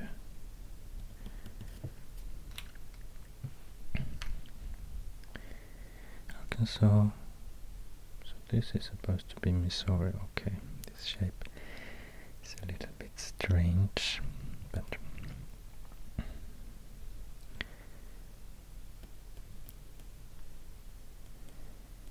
that's what happens sometimes. And the border between Iowa and Minnesota. And Wisconsin, Iowa, Minnesota,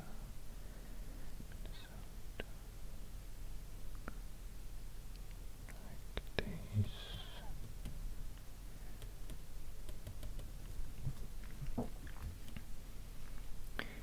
I hope I haven't forgotten any border in Wisconsin. Yeah, here. Wisconsin, Michigan, Indiana, Illinois, Ohio, Pennsylvania.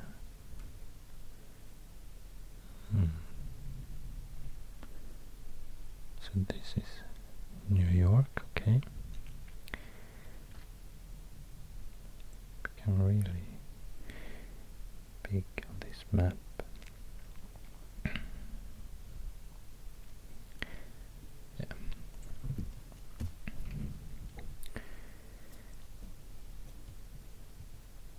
And then we have Texas, of course.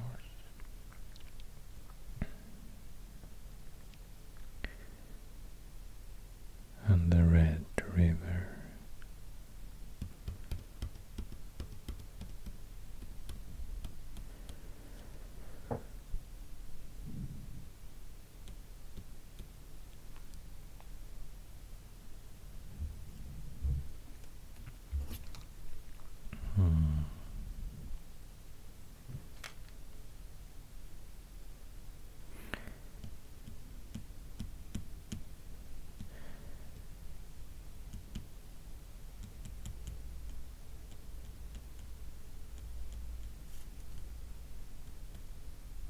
Now I need to concentrate so I can't talk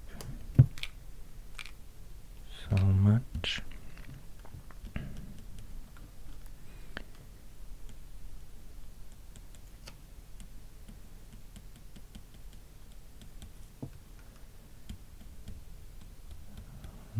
This is Oklahoma.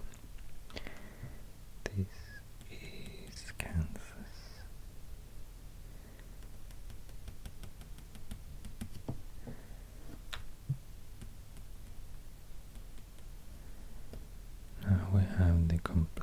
Fairly square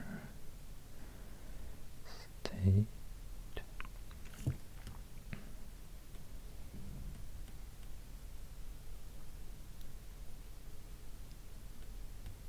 Colorado.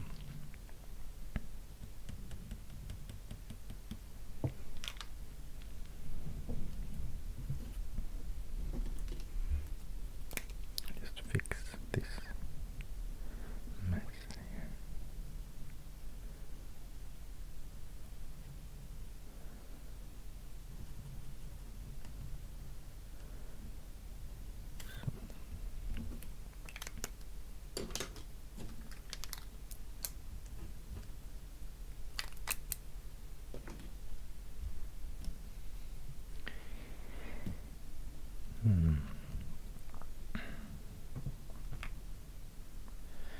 Okay, I have to take some decisions now. Here we have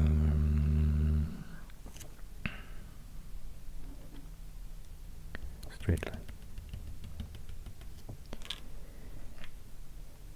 And here we have more straight lines.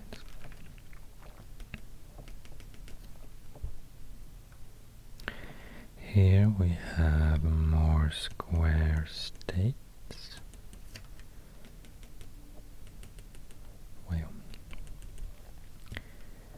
Montana, North Dakota,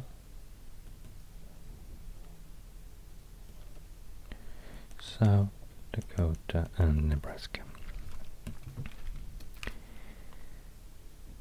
Colorado and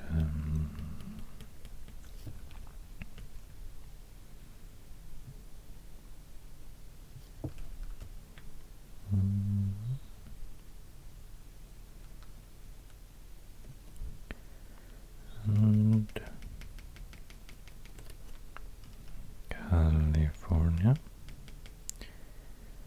Nevada,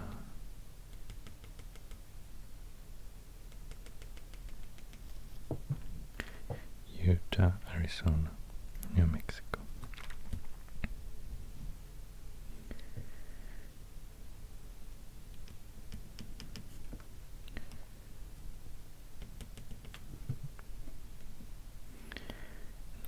Now I think it's just one border left, or two probably.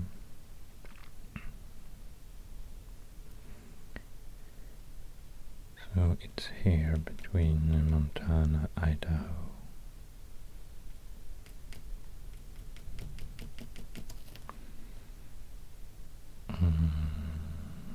and Oregon, Idaho.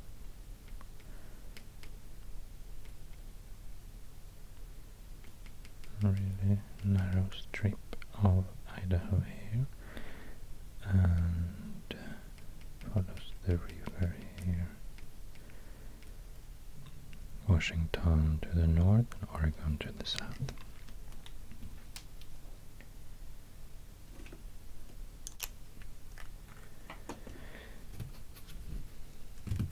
So that's it. I think I can fix this mess here as well.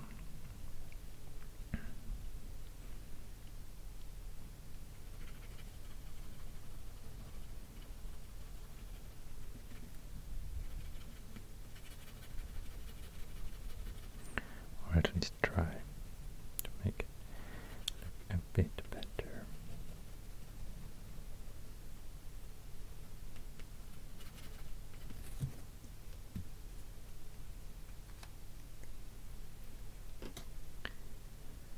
So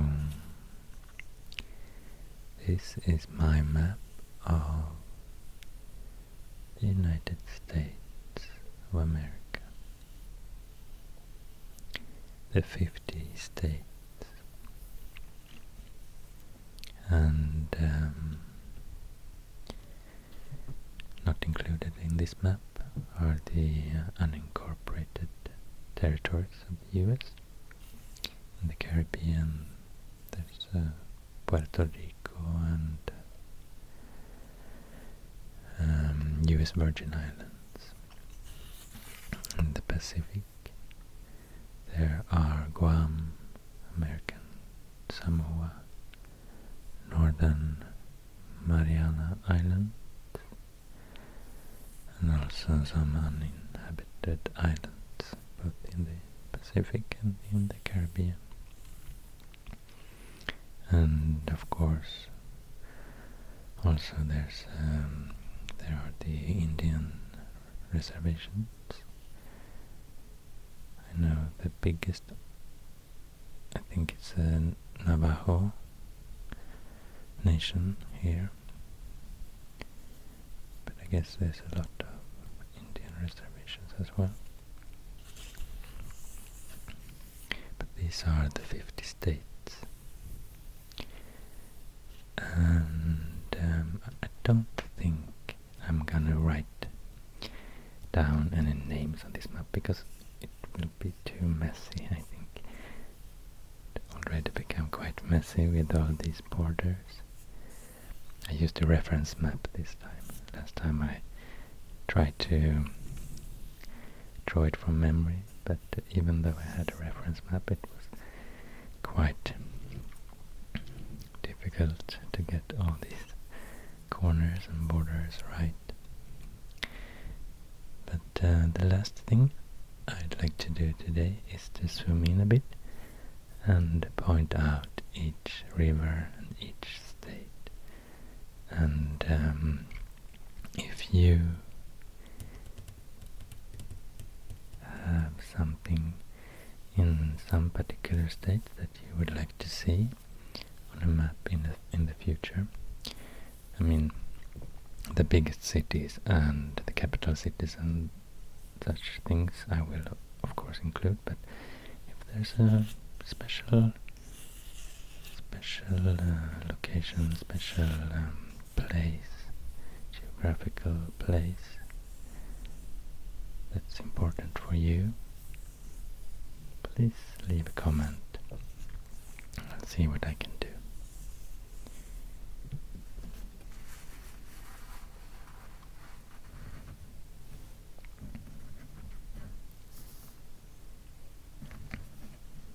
So here on the west coast we have the Columbia River, the Snake River, and Washington State, Oregon State, Idaho,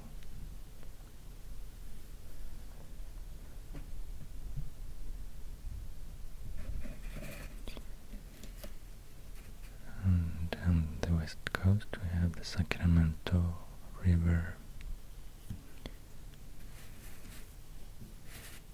California, Nevada, Utah,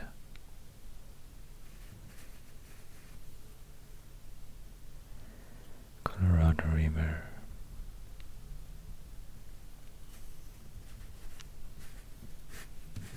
state of Arizona,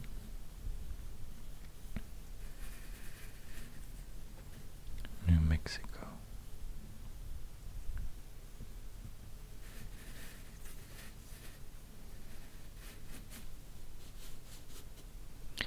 Rio Grande,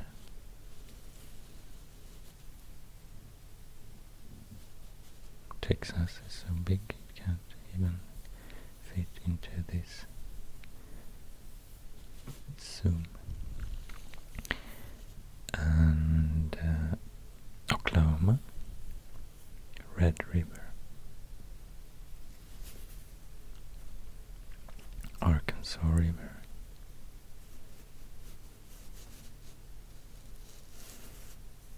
Colorado,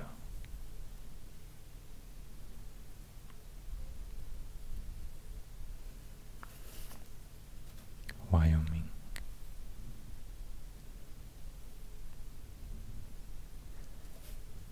Platte River,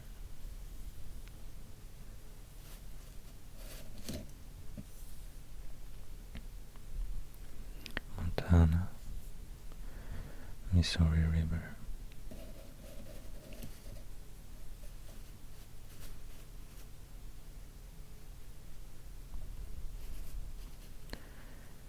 Kansas. Sorry, Kansas.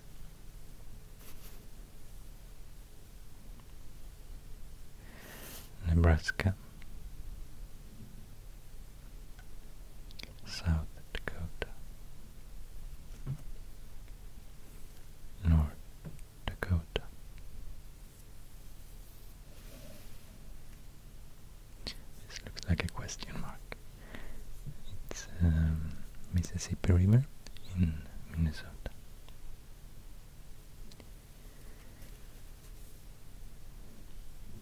Iowa,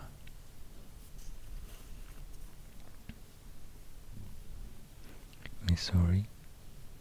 Sorry about the shape, it doesn't really look like the real Missouri shape, but anyway.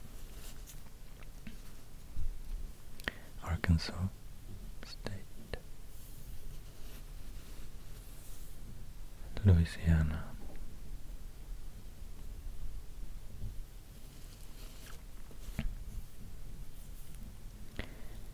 Mississippi State, Alabama, Georgia,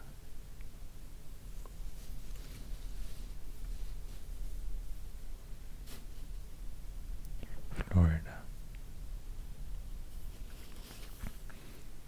Alabama River, Savannah River,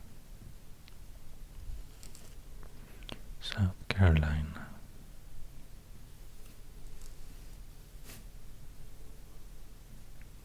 do you notice anything here? I think I have forgotten the border between North Carolina and Tennessee.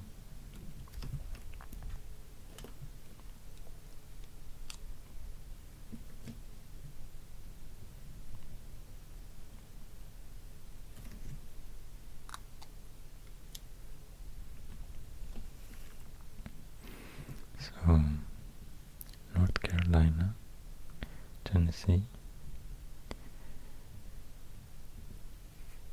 Tennessee River, Kentucky State,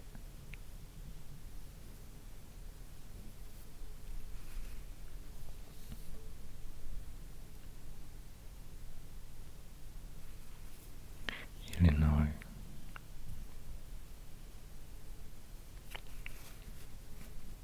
Wisconsin,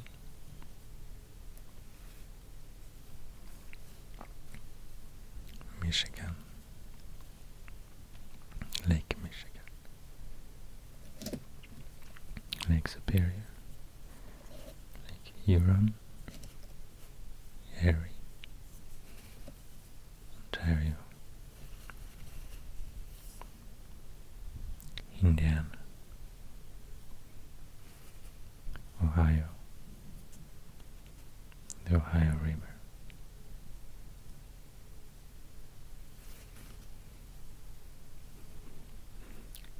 Virginia,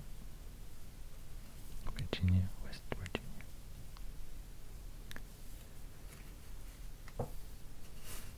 Kentucky, I think I mentioned Kentucky already, Pennsylvania, Maryland, Delaware, Washington, D.C.,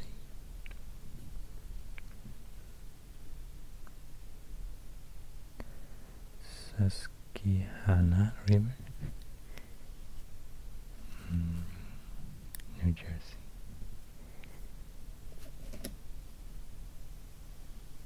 New York,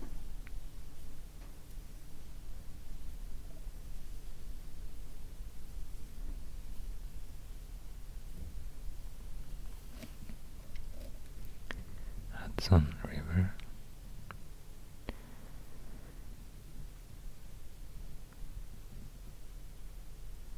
Connecticut, Rhode Island, Massachusetts,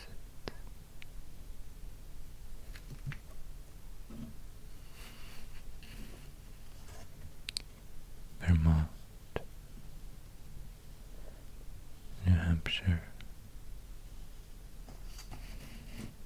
Maine,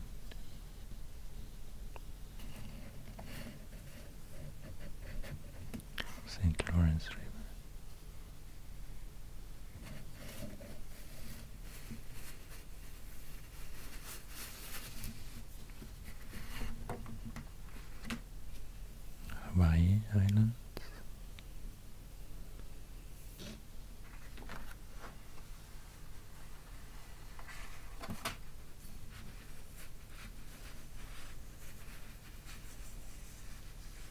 Alaska,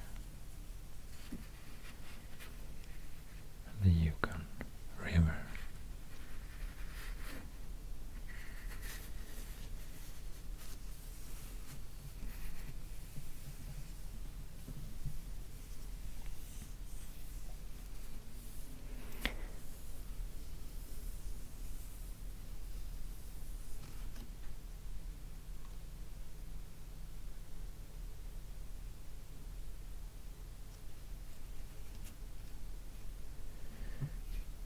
I hope you found this video relaxing and that it helps you sleep.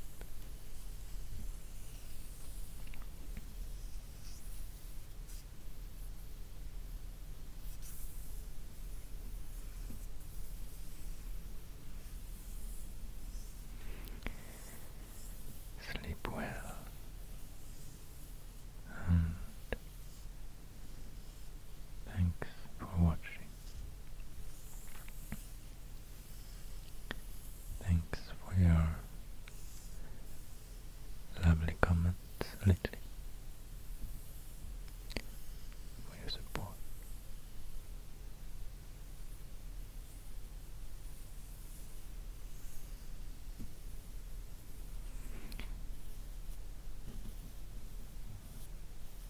Take care.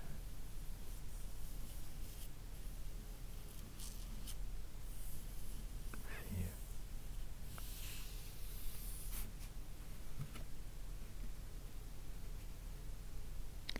Bye.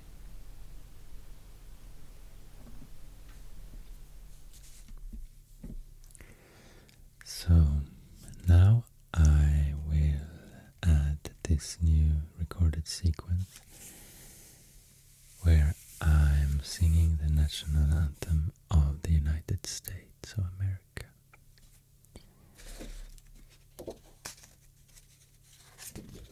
Yeah, so I have the lyrics here. And here another verse. Here yet another verse. So let's see how it goes. This is I have read it's a very bit difficult, at least melody to sing, because it has a very wide range of notes. So you will have, the range is like 19 semitones, do you say that? Notes, tones. So it's both very deep and very high. So I will make sure I will start really low, so I make sure that I can reach the high pitch notes in this song. And I think already in the beginning you have one of the lowest notes. No, no, no, no, no, no. Don't. I think I can reach that one with my voice.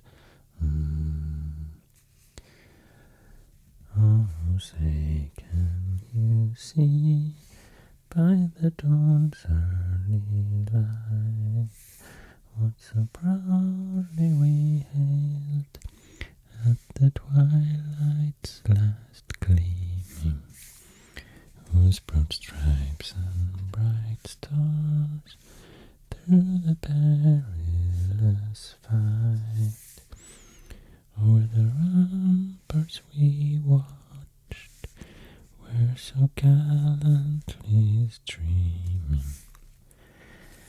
and the rocket's red glare, the bombs bursting in air, gave proof through the night that our flag was still there. Oh, say does that star-spangled banner yet wave o'er the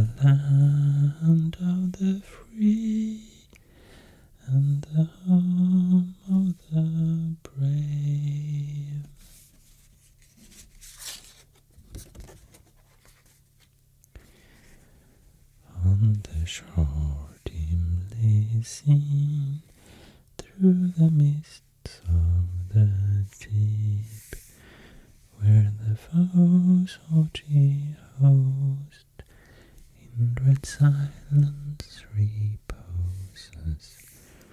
What is that which the breeze over the towering steep, as it fitfully blows, half conceals, half discloses? Now it catches the gleam of the morning's first beam, in full glory reflected, now shines in the stream. 'Tis the star-spangled banner, oh long may it wave o'er the land of the free and the home of the brave.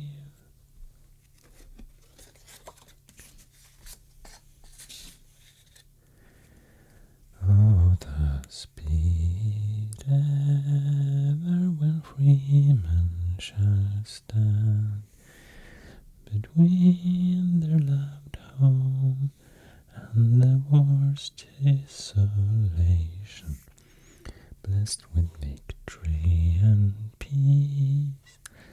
May the heaven-rescued land praise the power that hath made and preserved us a nation.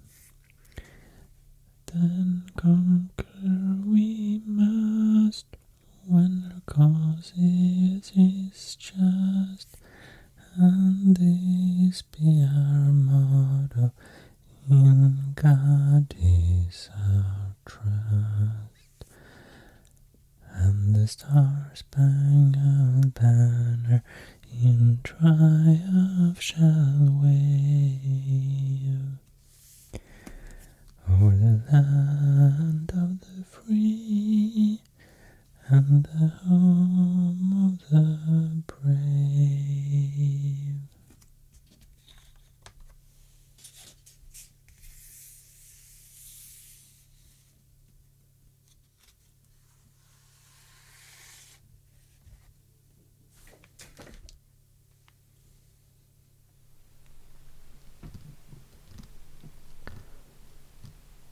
Hi, welcome to another video. I hope that you're all doing well and that you're staying safe and healthy. And today I would like to draw a map of Mexico.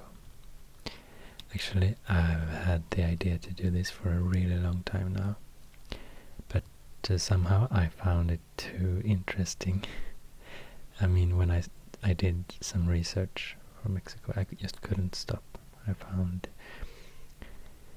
I could really dig into Wikipedia and just find so much information about ancient cultures, and it's just so much, so I almost couldn't stop. But then I realized today is May 5th, so it's a really important day for Mexico, I guess. And even though I won't be able, I think, to publish this video today already, it kind of made me, take the step to finally record this video. And I hope you enjoy. I'll start. Yeah, as you can see, I've already started. I prepared this canvas some week ago with some blue ink. But now I'll start with the coast, or just a rough sketch, so I can do the coast. I can follow this these lines and make a more visible coastline later.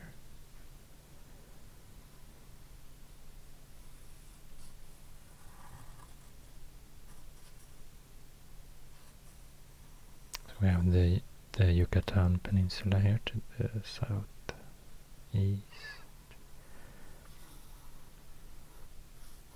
We have a quite narrow isthmus here between the Atlantic and the Pacific Oceans.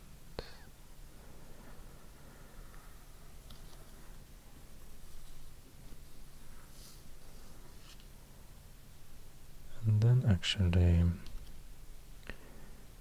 it's quite a big area to the north west,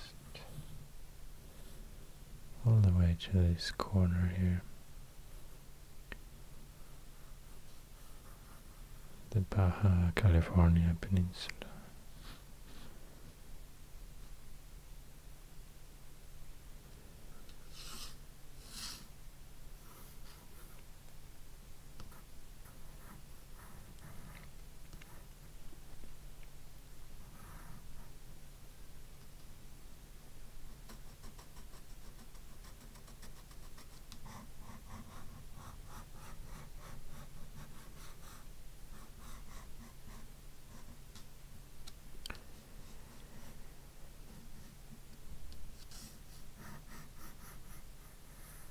This is the southernmost, no, I think it's even more to the south.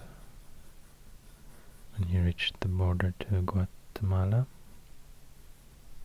this must be the most southernmost tip of the mainland.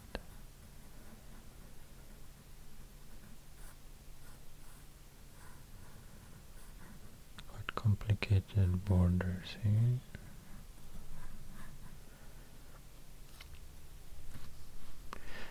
The southern tip of Baja California is more to the north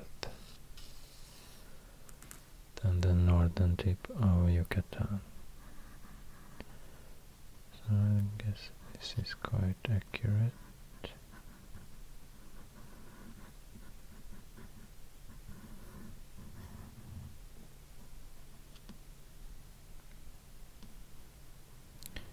And here it's narrow, but then it can't be too narrow here, because here it's basically where it's happening a lot. Need room for much information here. This map.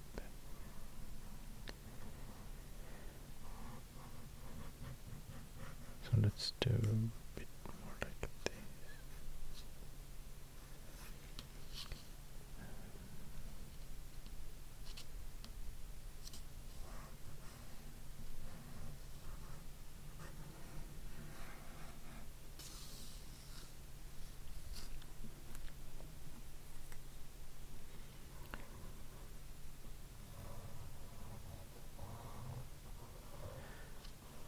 And I'm not going to follow this line exactly, it's just like a guideline.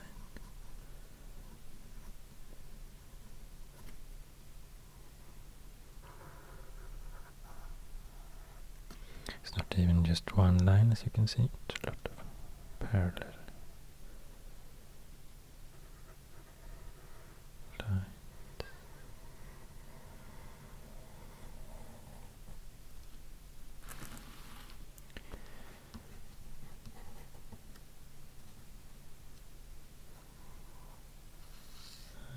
This makes sense. I'm not super happy with this part of the map actually. Maybe I have to cheat a little, because I really want to have room for a lot of places here.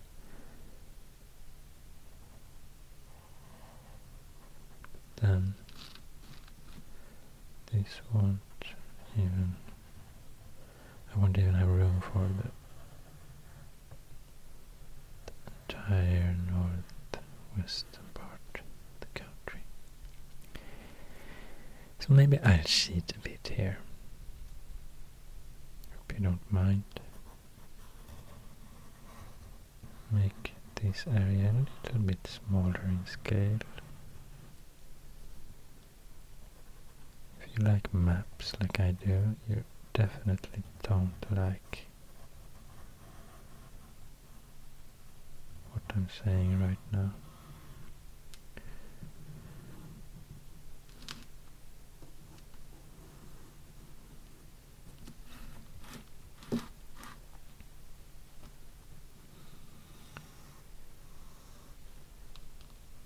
This is the border to United States of America.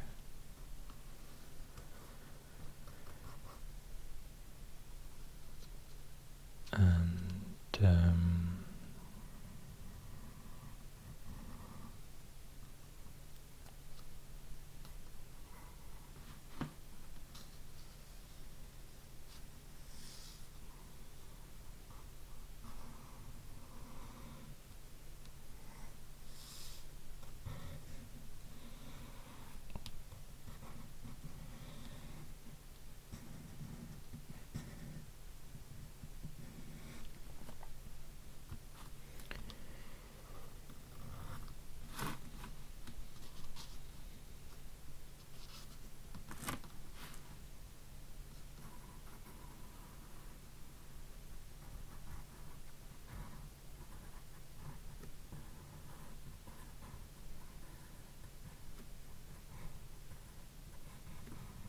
yes, this is one of the most complicated shapes of a map I've done so far, I think. Quite complex.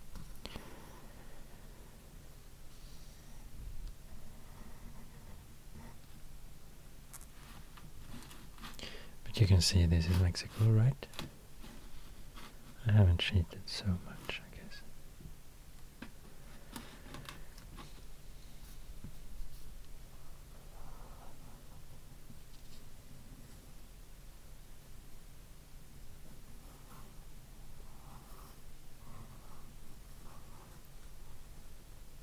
These are some borders between states.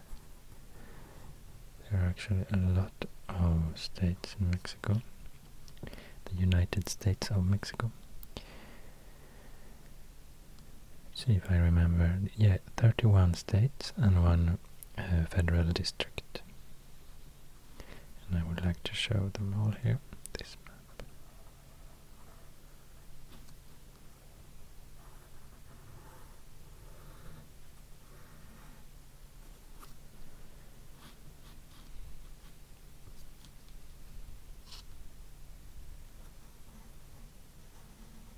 And I will show you some rivers as well.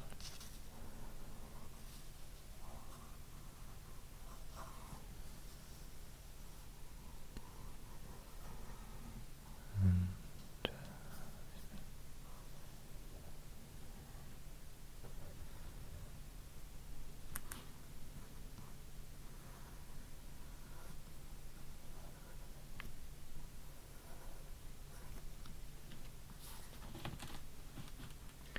okay. Let's continue with some colors. I think since the canvas is blue, I think I'll use white for the contour.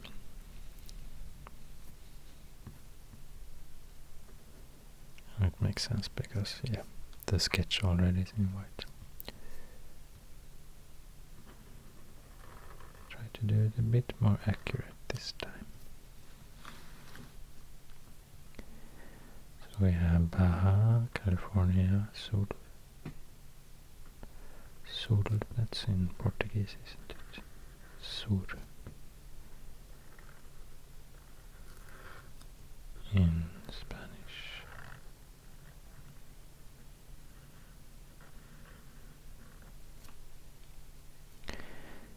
Golfo de California. And some quite big islands here. I think this could probably be the biggest island in Mexico, Tiburon. This quite big island is called Isla Ángel de la Guarda. Here we have a small bay.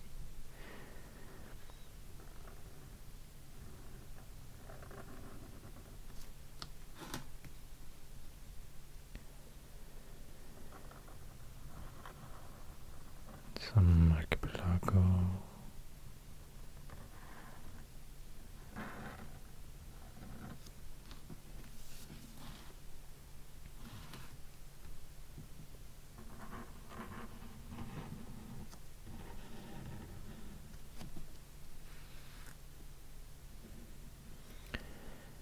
The Pacific coast.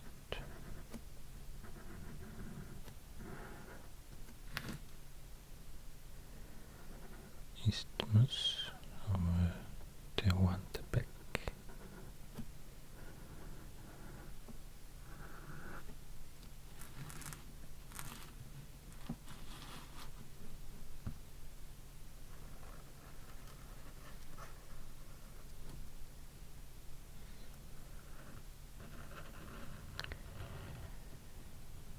Baja California Sur and Baja California.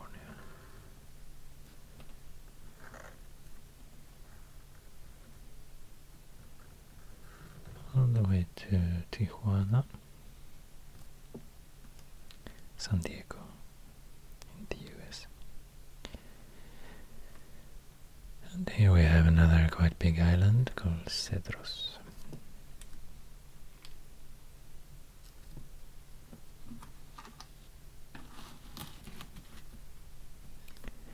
And we continue from the Isthmus of Tehuantepec. But now on the Gulf of the Mexico side, the Atlantic side of the continent.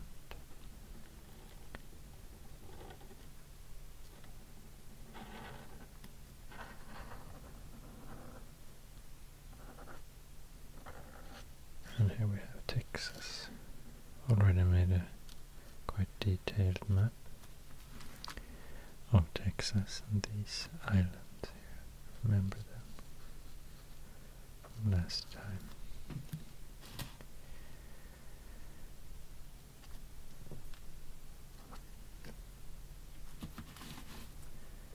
And again from the Isthmus of Tehuantepec,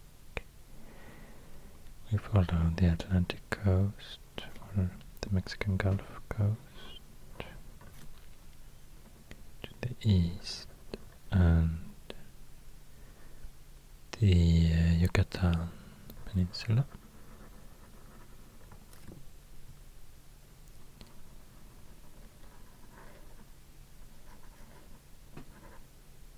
Like that. And here we have a quite big island, Cozumel, quite a small island, Isla Mujeres.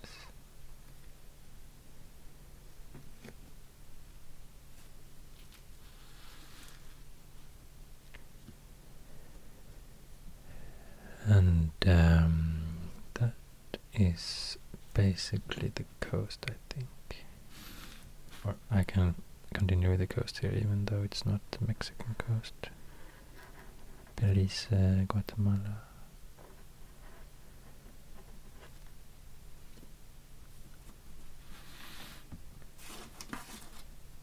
So we're done with the first step.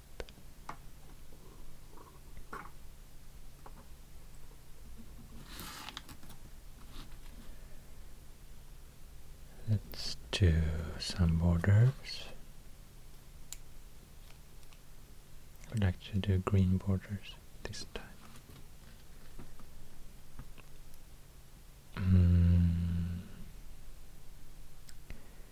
Let's see. I don't want to do dotted lines because there are so many borders here, all the 31 states and one federal district, and dotted lines is a bit, it takes a bit more time, I guess. But if I do the state borders, I mean the border between Mexico and the US in dotted line. Let's see.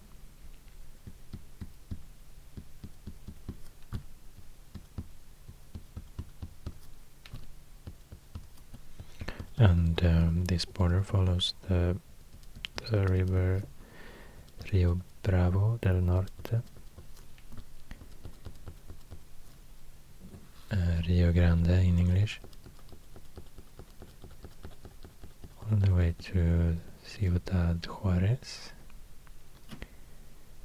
El Paso on the other side of the border, and then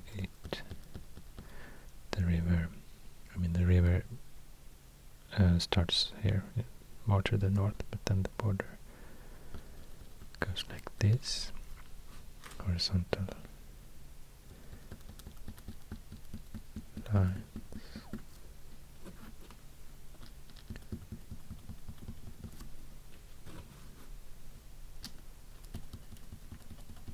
To the Colorado River and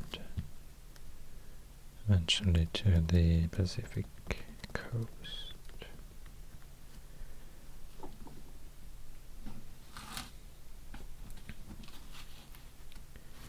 Now we have the border, national border to the south.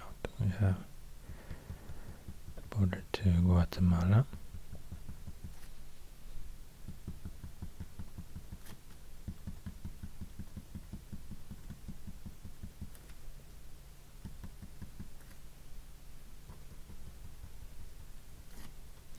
And Belize.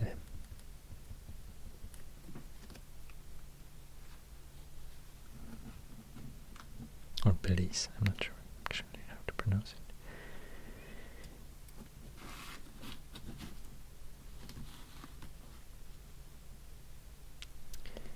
And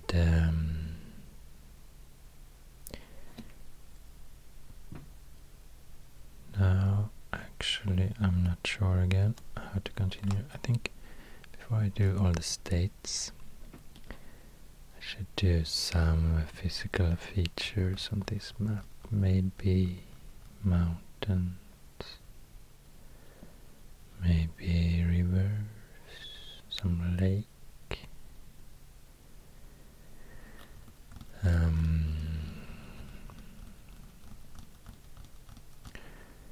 And I have to choose a color, of course. I think this light orange could do for some of the features, and I think it will be perfect for mountain ranges actually. So we have a mountain range to the west called Sierra Madre Occidental, I think. Yeah, Occidental. And Occidental actually means western. So the western Sierra Madre mountain range.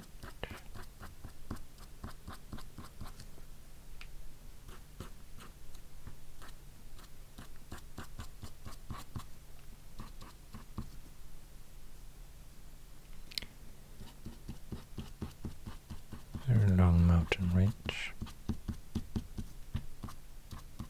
It's a very mountainous country, Mexico.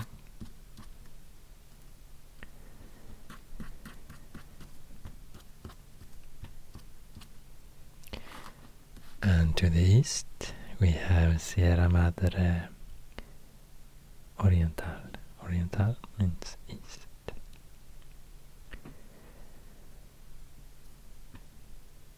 Now, let's see. Probably I'll start here. Because I have to leave the coastal plains. They're not mountainous. Quite big areas along the coasts are plains, flat plains. The mountains mountains are more inland.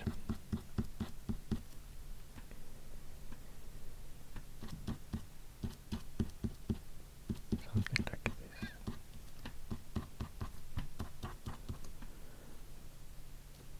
Not sure if this area here is very mountainous.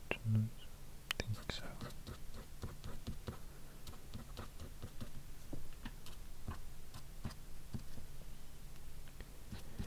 And then we have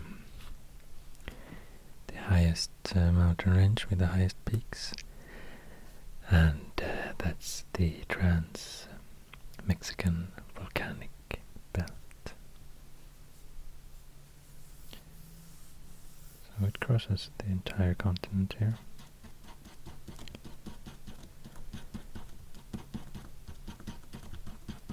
There's a lot of volcanoes and mountain peaks.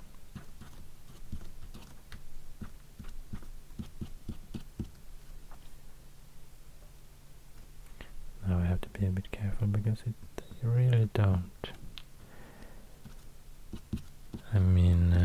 extend all the way to the coast here actually. So I think I can do like this.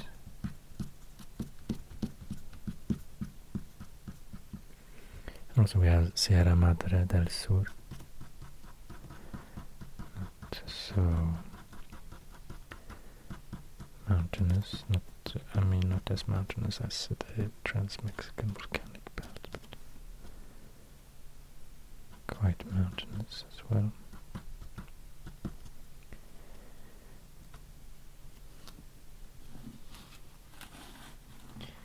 And I think Baja California is a bit mountainous as well, but not if you compare to the other mountain ranges.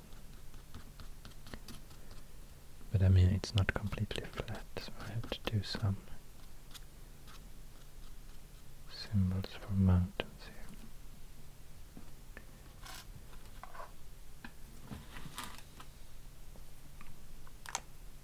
But an area that is very flat, that's the Yucatan Peninsula. So here there will not be any visible mountain ranges on this map. Okay. Let's move on with this color for the rivers. And no, actually I haven't showed you this area between the mountain ranges. Actually is a very, very large plateau. Central Mexican Plateau. But I'm not sure how to present that. I just leave it like this. So, some rivers. You can start with Rio Bravo del Norte.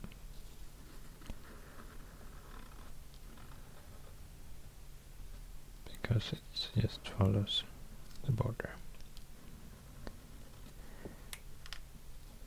Now, this color, I think it didn't turn out super well actually on the blue canvas. See if this one is better. I think so. This light blue.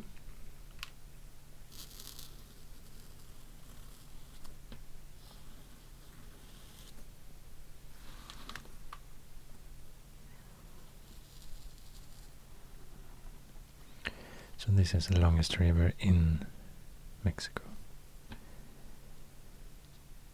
If you can count this as in Mexico, because it's just at the border.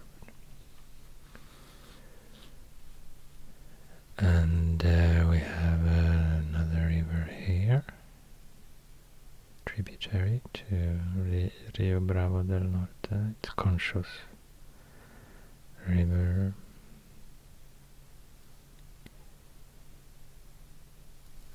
Something like this, starting here in Sierra Madre Occidental. And in Sierra Madre Occidental also another river starts, which is flirting in the opposite direction to the Gulf of California. That's the Yaqui River.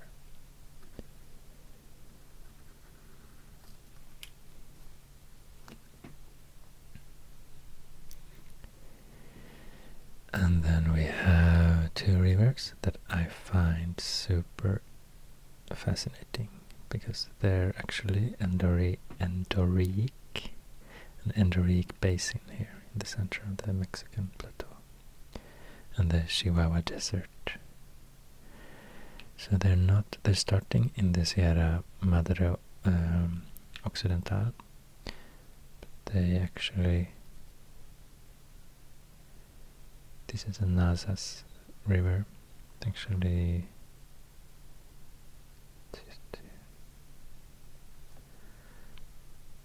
ends up here in the middle of the plateau.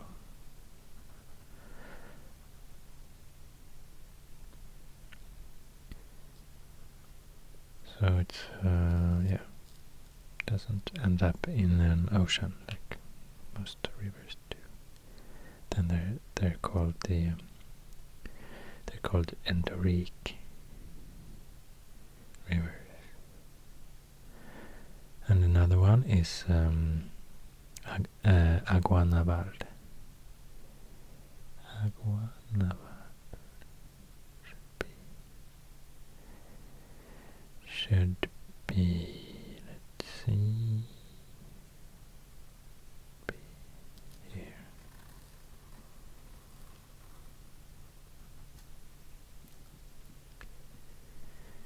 So this is a river system. Together there could be counted as one of the longest river systems in Mexico. But I think when you measure rivers and want to have a list of the longest rivers, it really depends on how you measure and count. So I also read that Lerma River was the second longest river in Mexico. And Lerma River starts in the Trans-Mexican Volcanic Belt close to Mexico City. Let's see.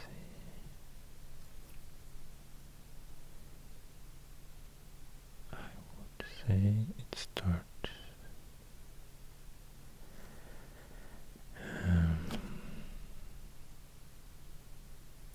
say it starts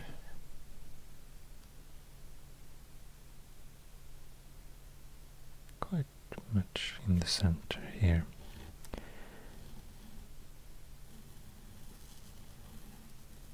The Lerma River ends up in the biggest lake in Mexico.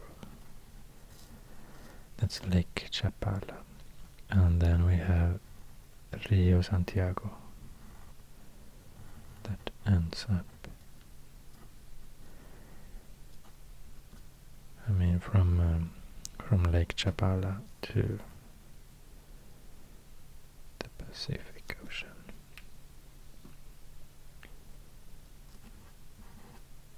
So now we also have a lake here on this map.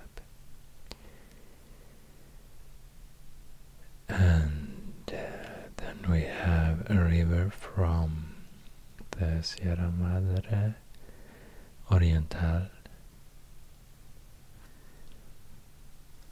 floating to the the east, ending up in Gulf of Mexico here.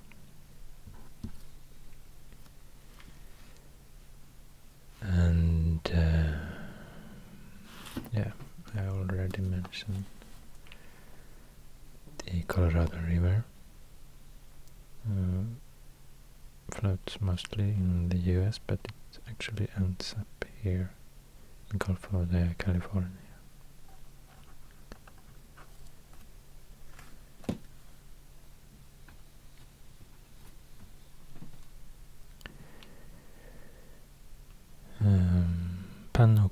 river was this. I don't know if I mentioned that.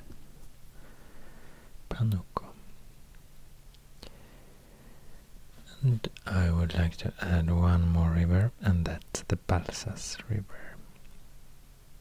It ends up here. Here somewhere. Not here, but here.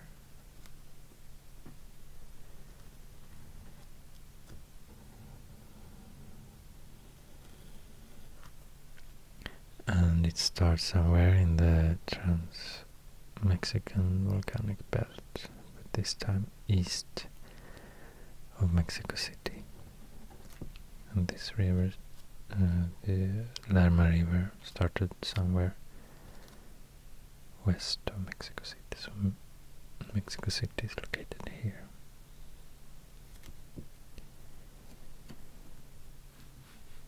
And I will not show you, there are some rivers here, but yeah, quite many.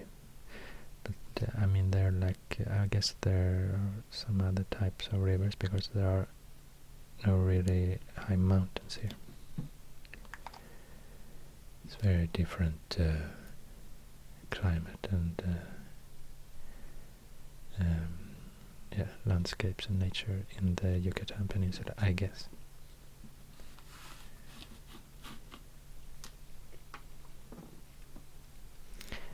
Now to the state borders.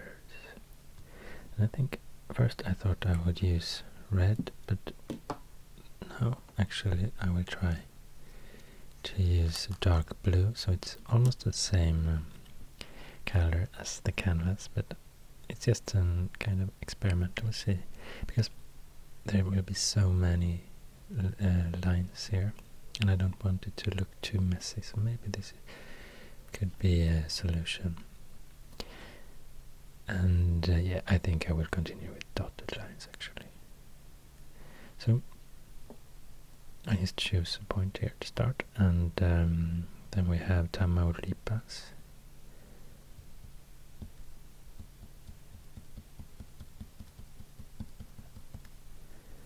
Yeah. Hope this turns out good.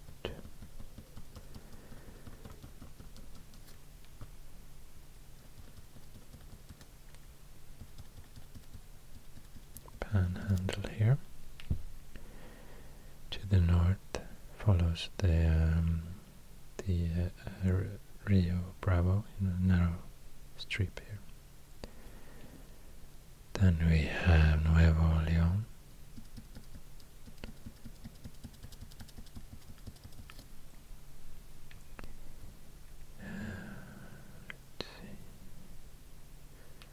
It's actually quite invisible. It's hard for me to see what I just have drawn.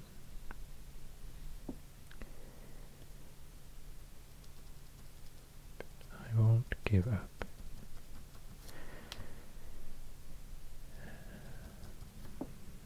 Maybe if I turn on some light.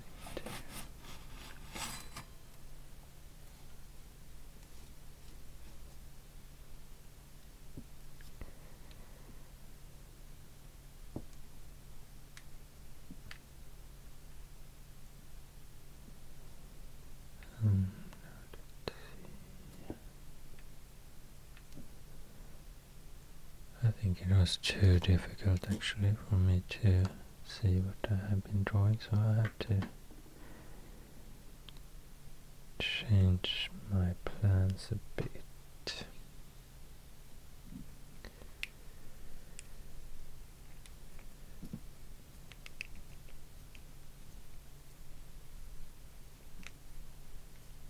What do you think?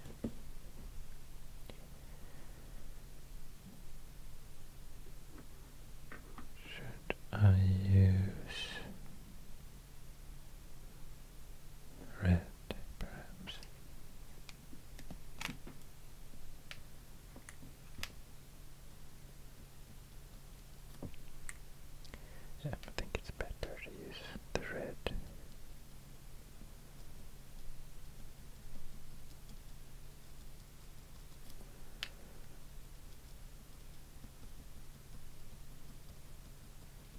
And since it was almost invisible, it doesn't matter that I already have the blue dots underneath, because they're almost invisible. This was much better. So, here we have Tamaulipas and Nuevo León. Here we have the border between Coahuila to the north and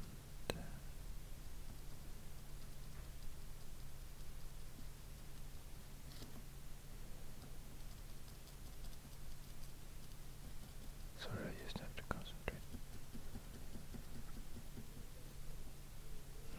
Yeah, this is Coahuila. This is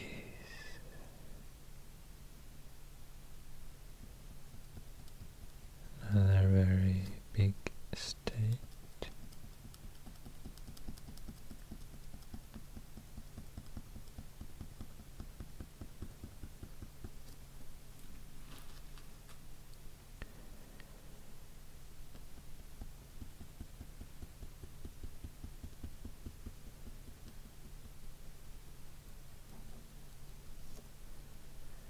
It's Chihuahua.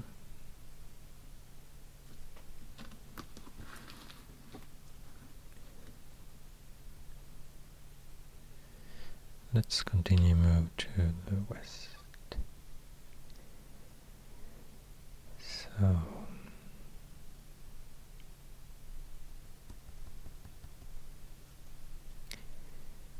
we have Sonora all the way to Colorado River.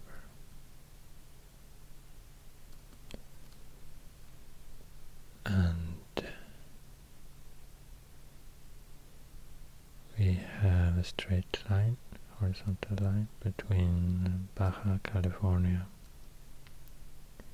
and Baja California Sur.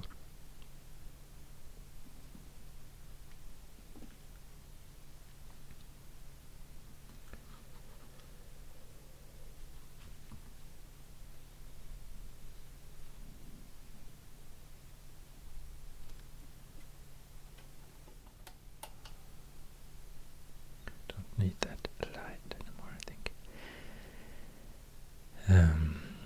Let's continue.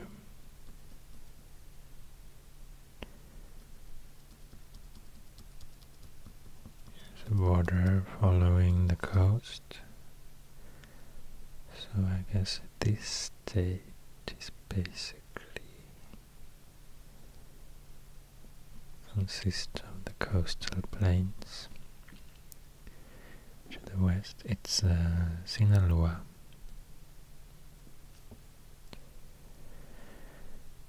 And here we have Durango.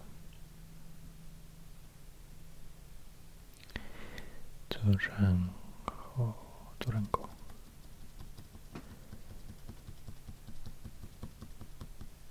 And like this. Now, actually, I think I will move a bit more to the south and make some. I would like to do borders all the way from the Pacific Ocean to Mexican Gulf as a reference, because it's so messy here and I'm a bit worried I will mess this up otherwise. So I'll start with a line here.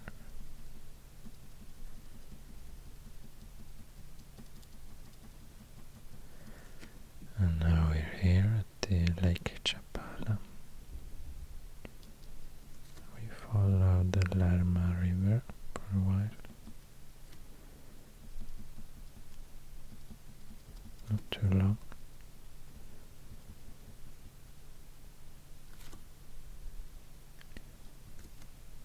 And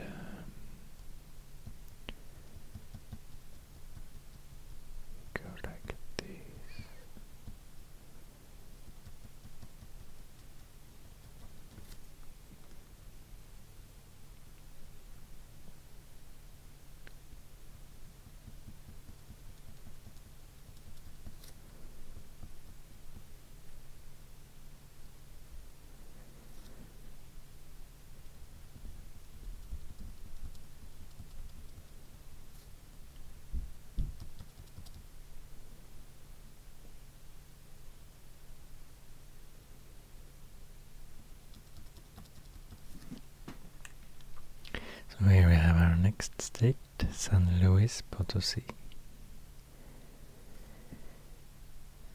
And now to one of the more complicated shapes.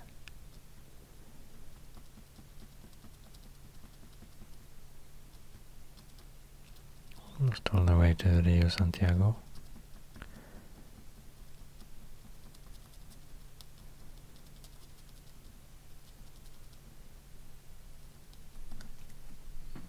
And there we have Zacatecas.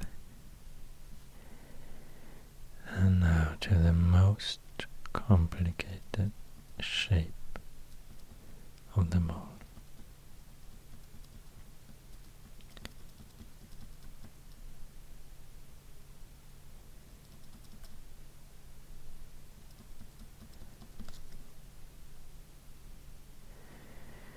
And that is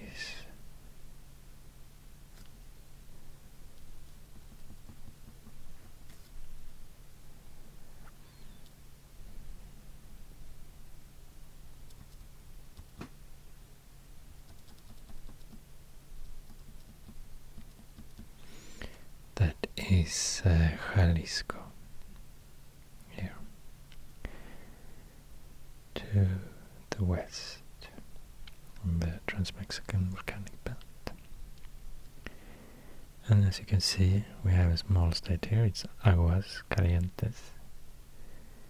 And here also we have another small state, it's Colima.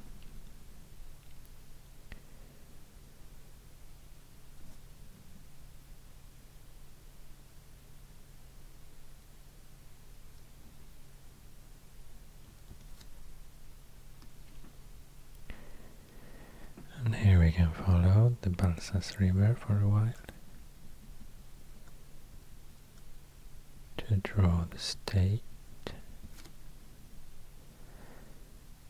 of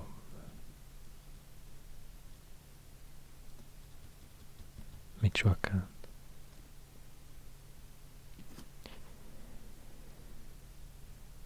And here we can draw the state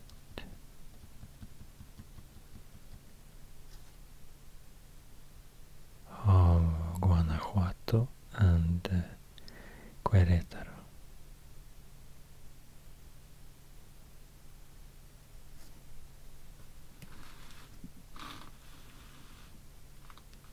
I think it's time to zoom in a bit.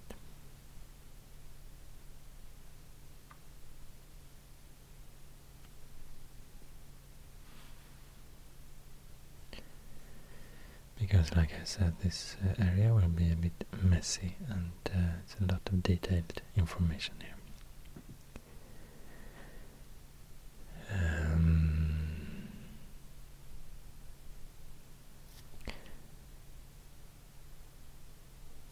I will start with the small state of Tlaxcala here in the mountains.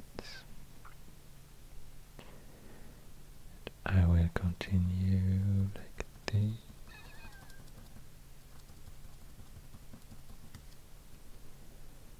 And like this.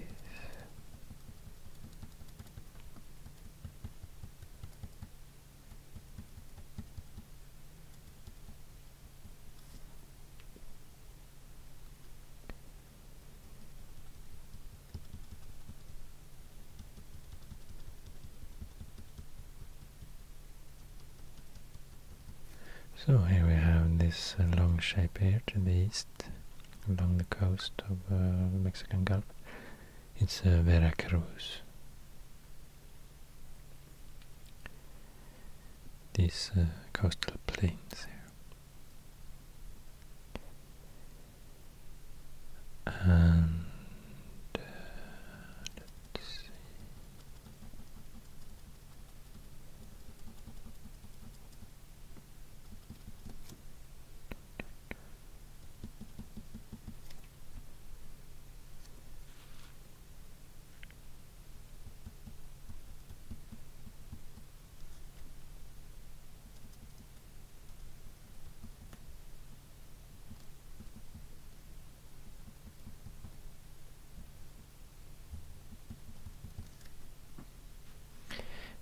have Guerrero state. And here we have Morelos. Here we have the federal district and capital city of Mexico.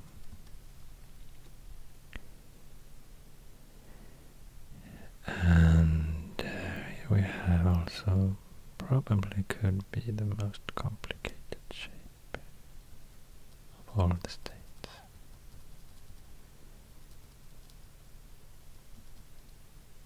Even though I said before it was Jalisco, it could actually be the Mexico state here, surrounding Mexico City. And here you can now see we have Hidalgo. We also have Puebla.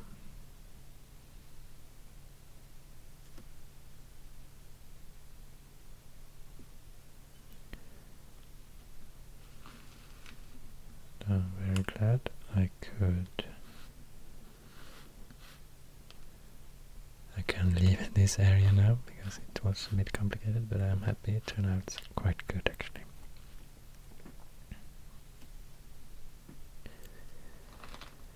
And now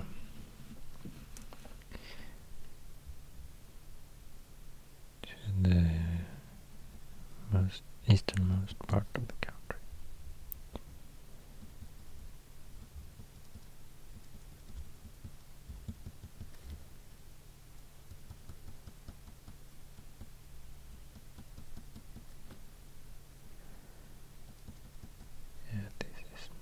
Super easy either.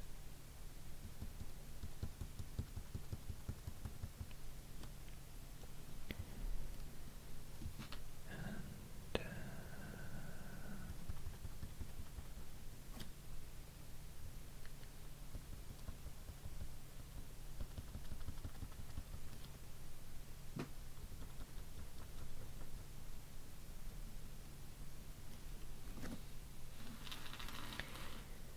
so, here we have Oaxaca,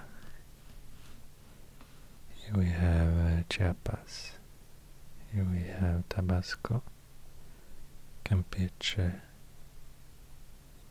Yucatan state, and Quintana Roo.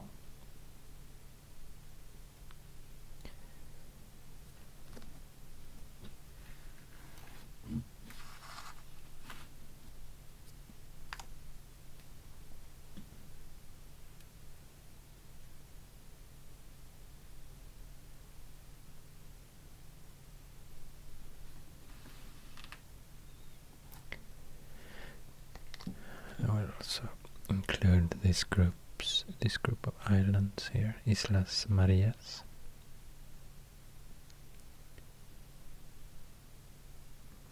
A couple of islands up the coast.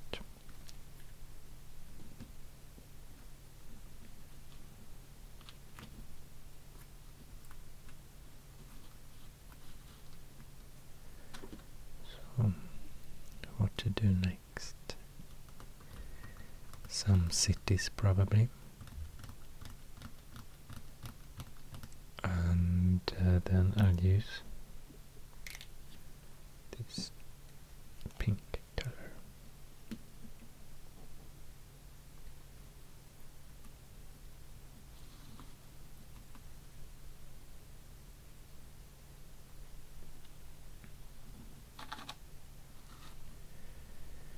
Let's start this part of the country again. And then we have the capital of Tamaulipas, Ciudad Victoria, located here somewhere.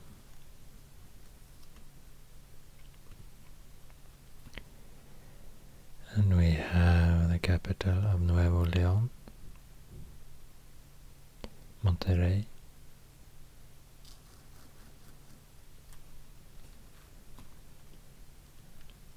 And here we have Saltillo, capital of Coahuila.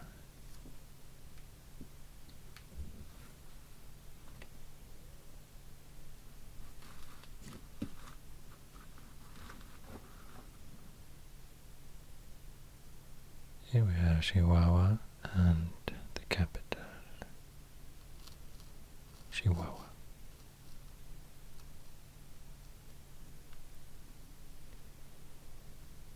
Here we have Sonora and the Yaqui River and the capital,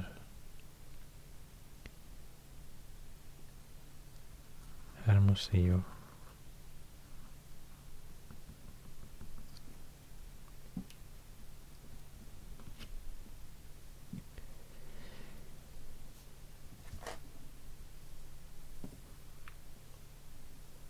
And here we have, to the very north, capital of Baja California. It's Mexicali, just at the border, northern border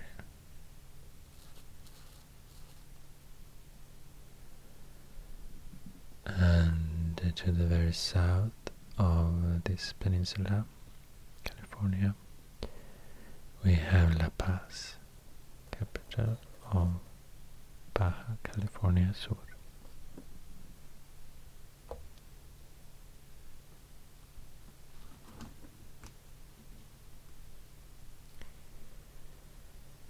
And we have Durango, with the capital here in the mountains. Somewhere, put it here. Victoria de Durango. And capital of Sinaloa is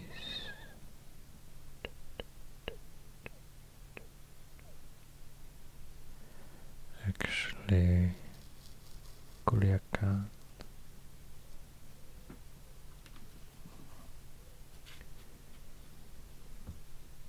And Zacatecas, with the capital Zacatecas.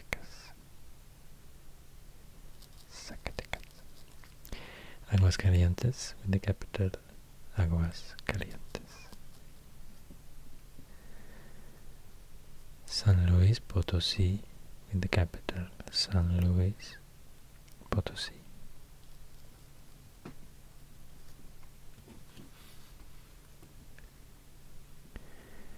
Nayarit. Not sure I mentioned Nayarit while I was drawing these shapes, but Nayarit is this state, the capital Tepic, located here.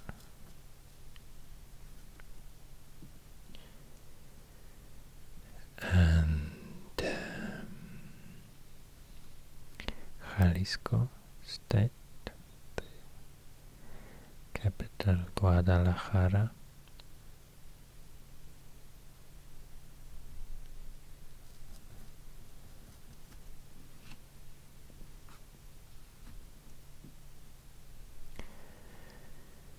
Guanajuato State, with the capital Guanajuato.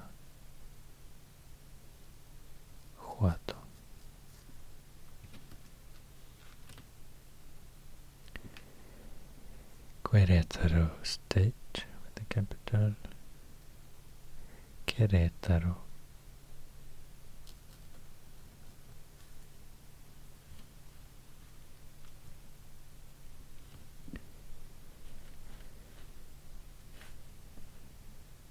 And now let's see.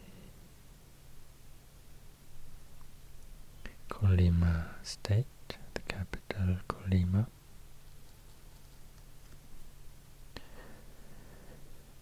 Michoacán State, the capital Morelia.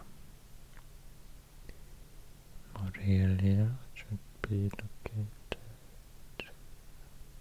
to the north there.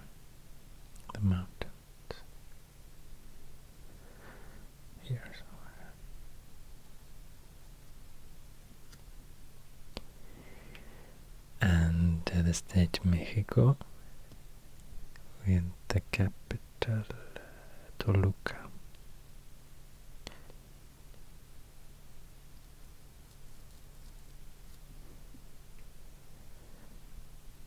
And here we have the huge city, Mexico City, Ciudad de Mexico.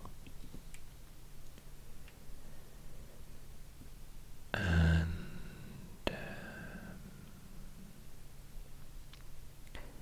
in Hidalgo we have the capital Pachuca, located here.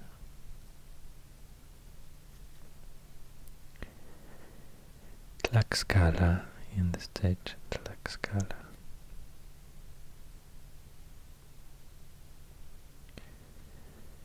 In Morelos we have the capital Cuernavaca.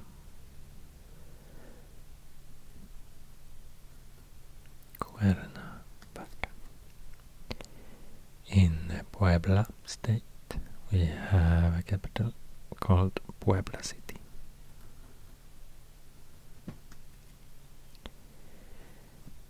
And in Veracruz we have Xalapa.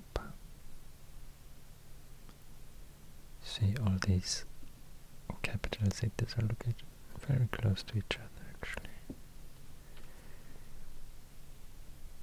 Here in the center of the country. And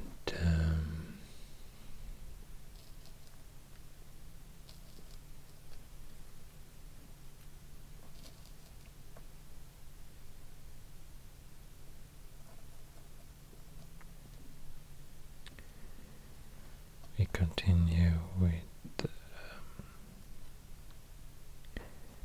Guerrero. Here we have the capital Chilpancingo.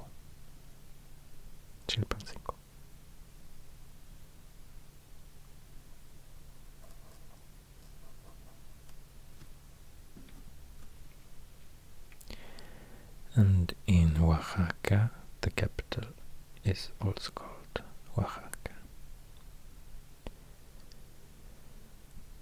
Located in the center.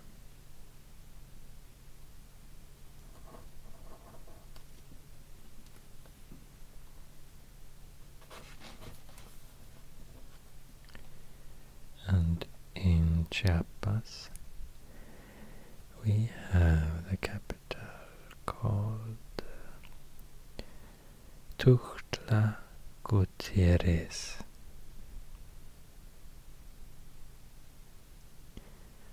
Should be located here somewhere. In Tabasco, we have the capital Villahermosa.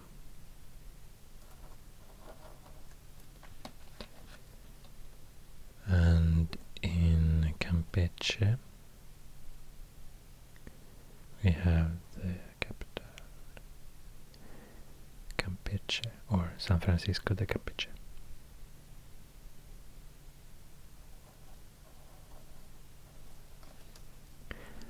And in Yucatan we have the capital Merida. From Merida you can travel to a lot of ancient archaeological sites from the Maya culture in all directions. Here there are really a lot of them here. Chichen Itza, for example, is located here. But maybe I will include those later on this map. Some important or interesting archaeological sites. Now we also have the last and easternmost state, Quintana Roo. Then we have the capital Chetumal, located here to the very south.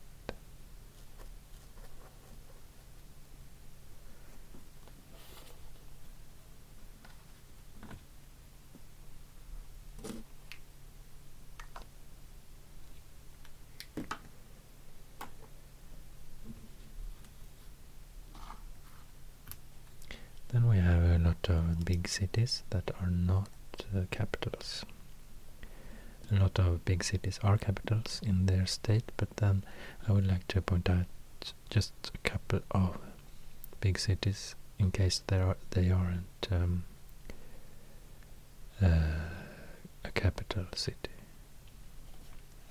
So for example, in Tamaulipas we have a big city to the very north called Reynosa, here by the Rio Bravo del Norte river, and I'll use white thinner line pen for this. And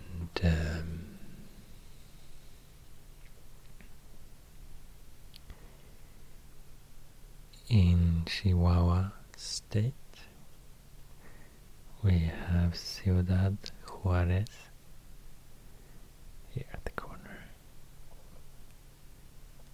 El Paso, the other side of the river. And also we have in Baja California, by the coast, Pacific coast, we have Tijuana.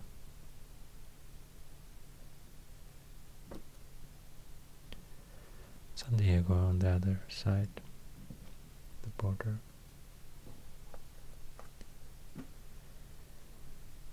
And let's see now.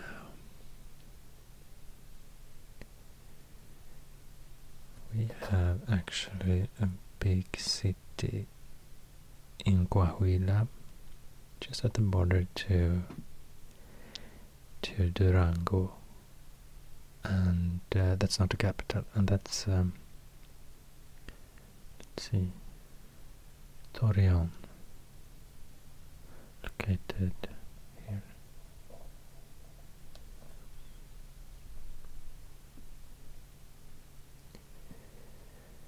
And then we have Leon,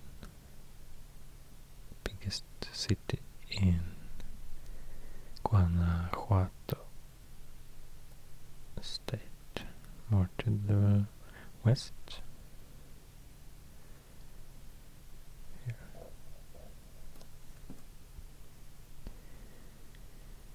And we have the biggest city in Guerrero. That's not Chilpancingo. It's actually Acapulco here by the coast. Famous city. And let's see. Yeah, Veracruz is not just the name of the state, it's also the biggest city in this state, but not the capital. It's located by the coast, and it's a very historically important city in Mexico.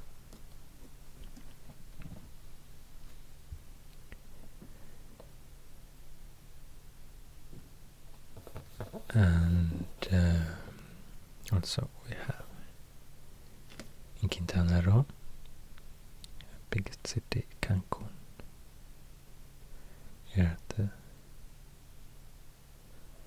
northeastern coast of the peninsula.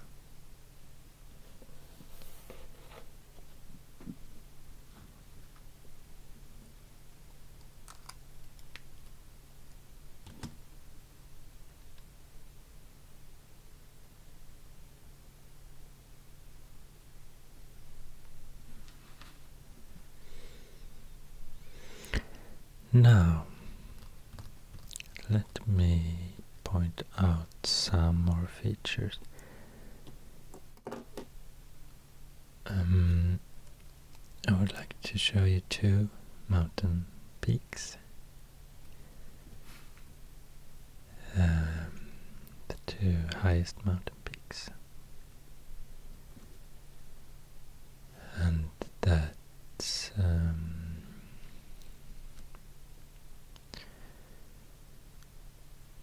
first, Pico de Orizaba, or in Nahuatl language, Sitlaltepetl.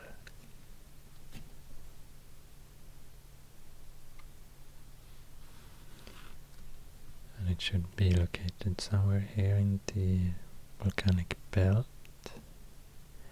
So it's the highest mountain peak in Mexico, and it's 5.6 thousand meters high, or 18,000 feet. And it should be located at the border between Puebla and Veracruz. So here we have highest mountain peak. And then we have another famous mountain peak, also an active volcano. Yeah, by the way, Sitlaltepetl, it's a Nahuatl language, and it means star mountain. Citlal is star, and Tepetl is mountain. Nahuatl language is a language that was used in the Aztec Empire. And yeah, we have another mountain peak or volcano located really close to Mexico City. You know, Mexico City is here.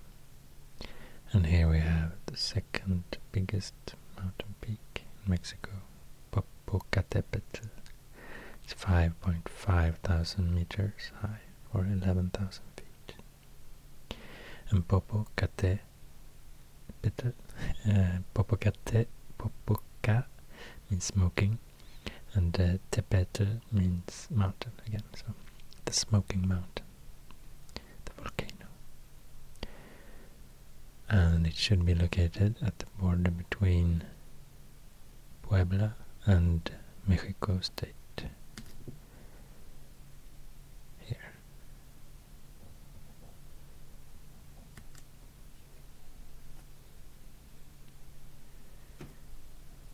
Maybe I have to do some smoke in a way. Like this. And I would also like to show you some historical archaeological sites. There are so many, but at least a few of them.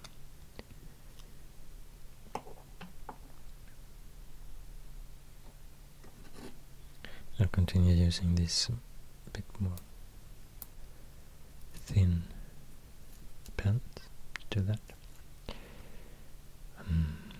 Let's see, where could I start? We have a really old civilization here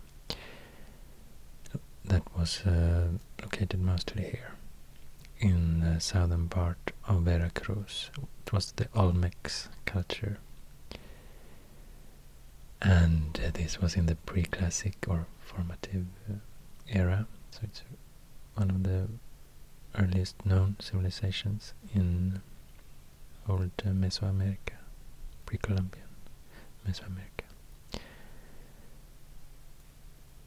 And the Olmecs were famous, or are now famous, for these giant like sculptures of heads, really huge heads, faces, in stone.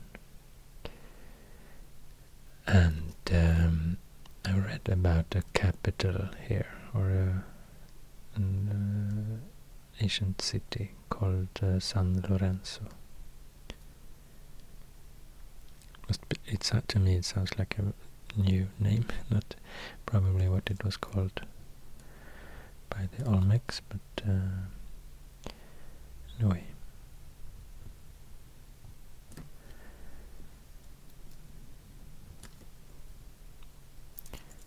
See if I can change to another color, green perhaps.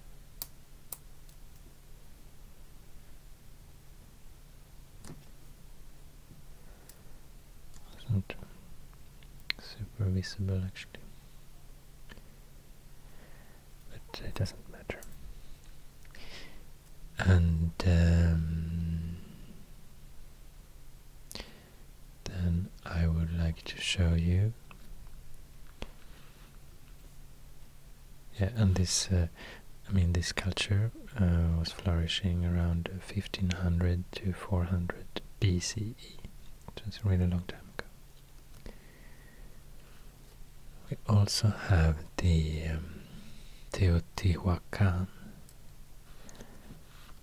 and Teotihuacan had a really huge city back in the days. So it was the largest city in pre-Columbian Americas. I read there were like 125 to 200,000 inhabitants. And it was located quite close to modern day Mexico City. But it was in Mexico State, a bit to northeast of Mexico City. So should be here somewhere.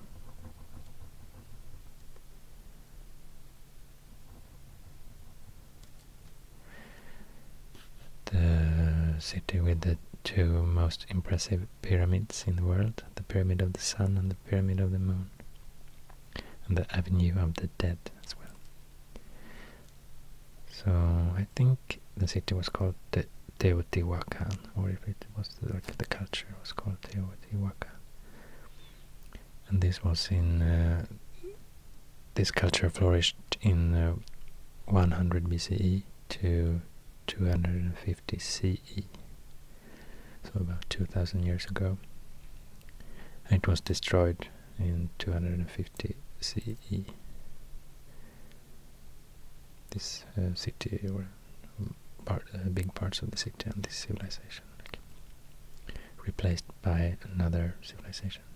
I mean, not completely destroyed, but yeah, it's called like the Teotihuacan collapse, 250 CE. Let's see what we can talk about more. Yeah, we have a place called Monte Alban. It's here to the south. It's actually now part of Oaxaca city. And in Monte Alban we had the Zapotec culture, flourished around 700 BC to 700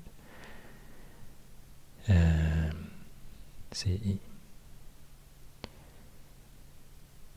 And also in this area we have the Mixtec culture, and the capital city of Mixtec called Tilantongo in post-classic times, so sometime around 900 CE to 1521 CE. And the Tilantongo city was located a bit more to the west here.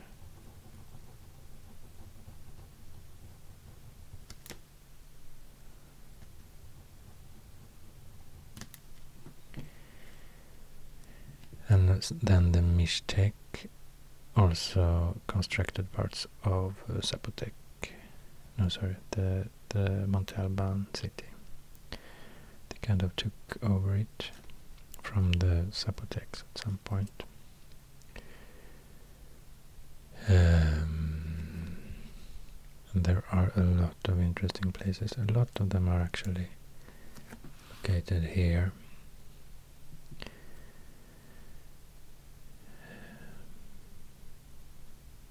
But also we have Teotitlan del Valle, east of Oaxaca. So somewhere here, perhaps. It is a city founded by the Zapotecs. Not sure when, but it was later refounded as a Spanish village in 1527.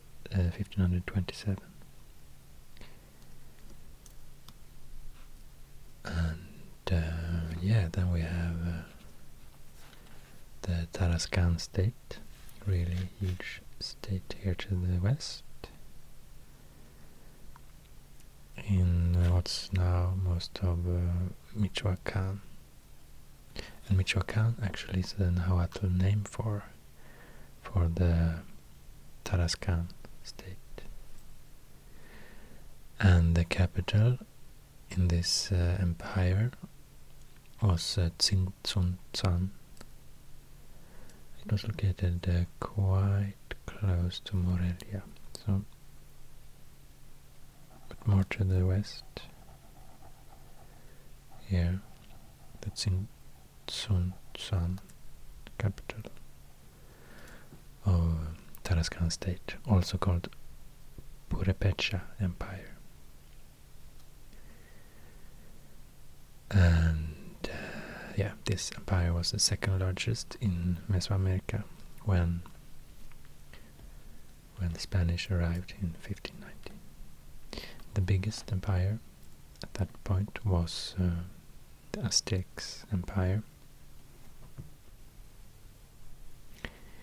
and their capital was actually located just exactly at the same point as Mexico City today, and that was Tenochtitlan in the Valley of Mexico. And it was a lake here by then, the Texcoco Lake, and this fantastic city, Aztec city, Tenochtitlan, was built in the lake with bridges. It was like an island with a lot of bridges to the mainland. And it was completely destroyed when Hernan Cortés arrived in he arrived in 1519 here to Veracruz, and 2 years later, in 1521, the Tenochtitlan city was completely destroyed.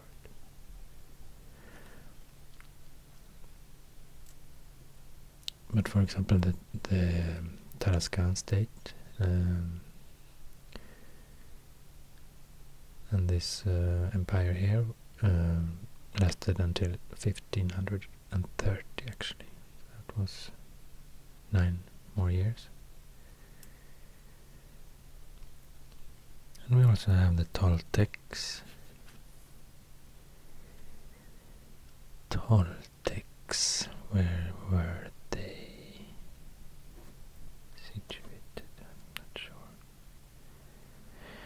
They should have a legendary capital, or a capital called Tula, that probably is the legendary capital Tolan, mentioned in the literature, the pre-Columbian literature from Mesoamerica. And this city, Tula, was located also very close to all these places here. But I think in what's now Hidalgo state. So somewhere here.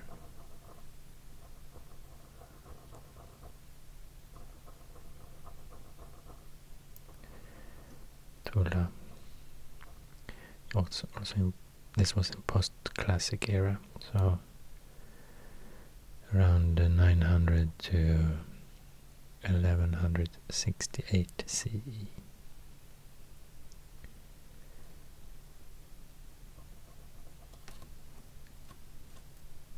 But it could be founded as early as 750, I read somewhere.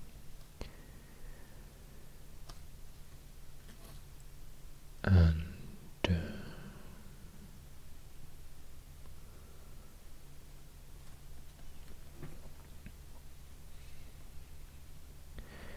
This was the ancient cultures located here in the Trans-Mexican volcanic belt, and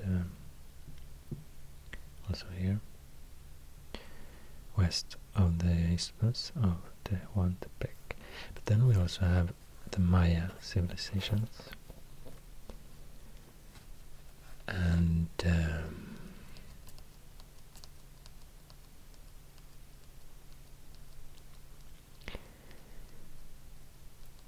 in the Maya culture was actually centered here to the south in classic times, so before 900 CE. There are a lot of remains and archaeological Maya sites here, this area, also in Guatemala, Belize. But then something happened around 900 CE called the classic Maya collapse, and these cities were abandoned. And yeah, so the Mayan cities in the southern Maya lowlands were abandoned by them. So I guess there were some other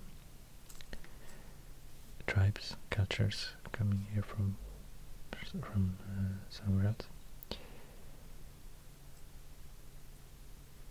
And then instead there were founded a lot of Maya cities here, more to the north, and these were the cities that the Spanish found when they arrived in 1590. So there were a lot of wars between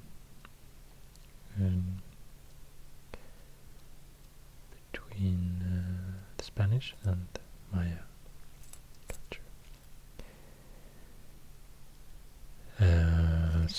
But I can show you some of the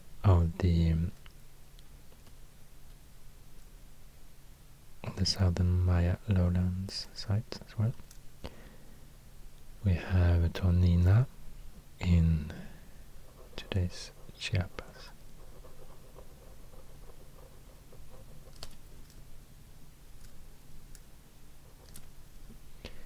And we also have Palenque, a bit further north. And we also have Pomona in eastern Tabasco.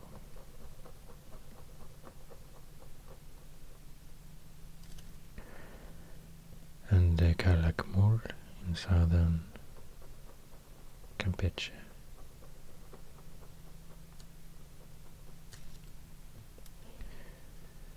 And then we also have the northern archaeological sites that's more recent. If I made these like round dots, I maybe can do these like squares.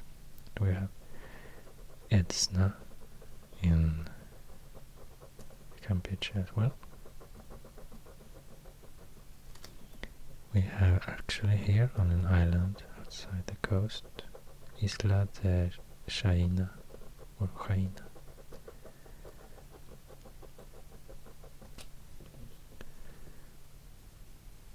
Also Maya archaeological site. And like I mentioned before, around Merida we have a lot of sites here. So we have Uxmal, Mayapan,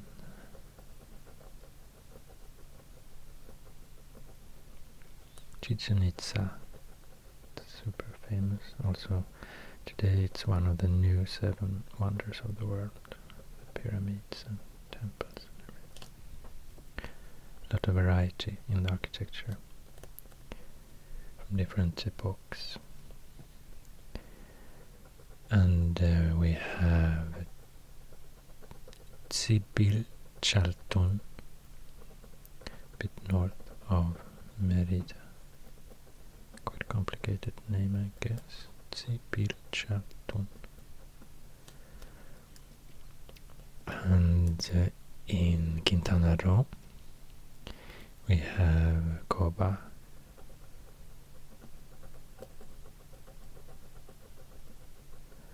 and we have Tulum at the coast.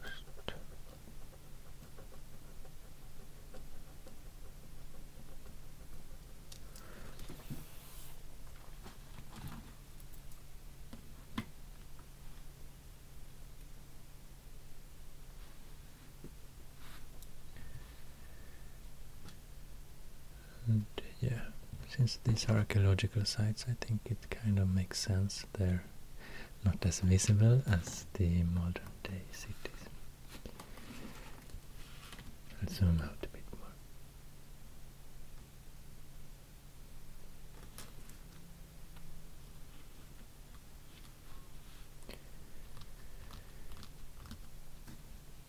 And yeah, like I said, here we have Veracruz, where Hernan Cortés arrived, 1519, and totally changed the world, of course. First Europeans, well, if you don't count the Vikings, like 500 years earlier, but the Vikings turned back again, or like disappeared somehow, but yeah. This became New Spain eventually, and the new era of the colonial era began. That lasted between 1521 to 1821. New Spain was even bigger than today's Mexico, so it was also part of, yeah, it was California and huge parts of what's today United States of America. And also further to the south was New Spain, all the way to northern South America. But then in 1510 was the starting point for the Mexican War of Independence, Revolution. And in 1821, did I say 1810? Yeah.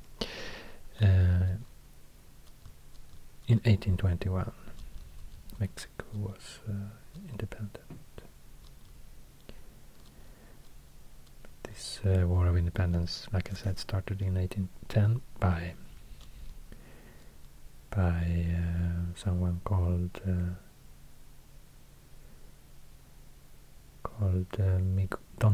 Don Miguel Hidalgo y Costilla, and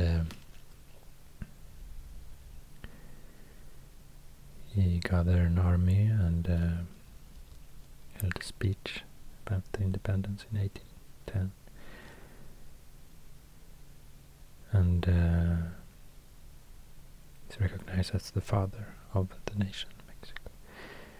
And actually this state Hidalgo, now let's see if I can find Hidalgo. It's here. It's named after Don Miguel. And then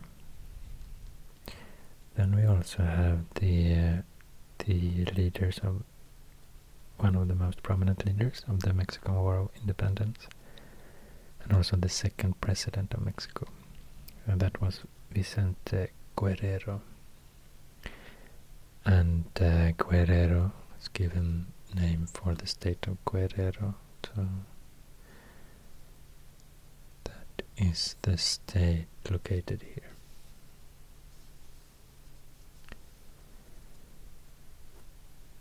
And then we also have a person called José María Morelos y Pavón,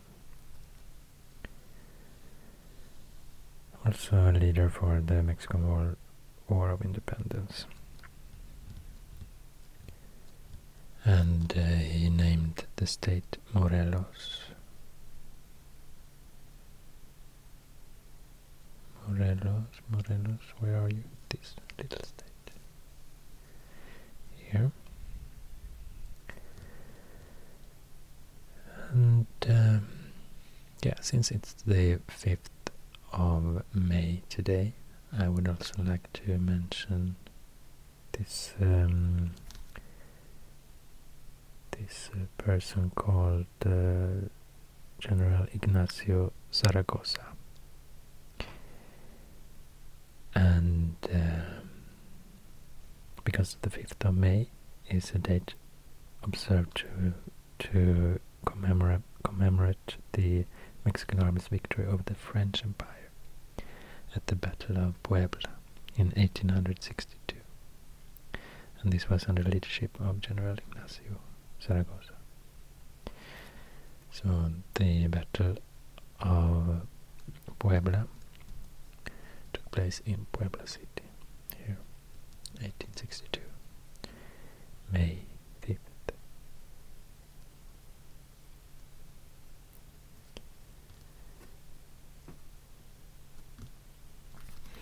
And yeah, I also read that about Tenochtitlan, or actually about Mexico City, that since it was constructed, the city was built exactly at this place where the lake was located, and the old city of Tenochtitlan.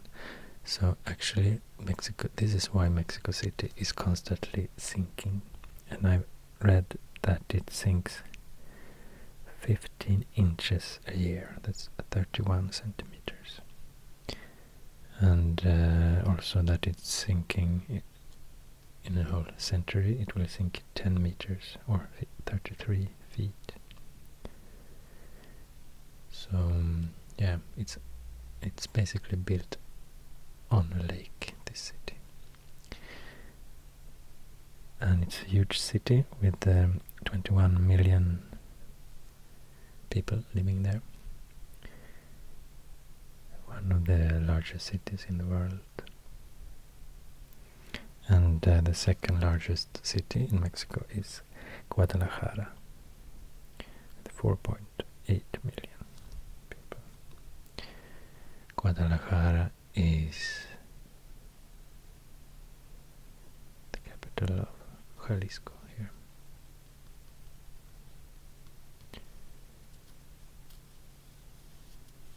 And the third biggest city in Mexico is Monterrey, in Nuevo León. The fourth biggest city is Puebla City. The fifth is Toluca. So Puebla is not very close, but quite close to Mexico City, and Toluca even more close to Mexico City, but to the west. Around between 2 and 3 million population. And then we have the sixth biggest, it's Tijuana, the very northwestern corner, 1.8 million, this population. Then we have León, also 1.8 million, here in Guanajuato. And then we have Juárez, here to the north, in Chihuahua, in the 1.4 million. And then we have Torreón, here, between Coahuila and Durango.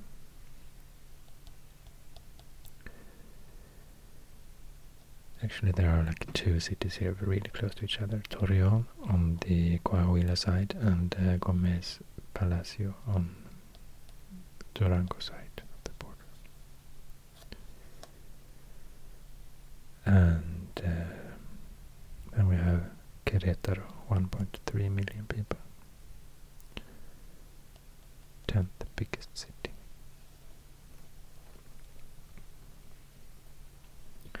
Or when I say city, I actually mean metropolitan area. So the big urban area around the city.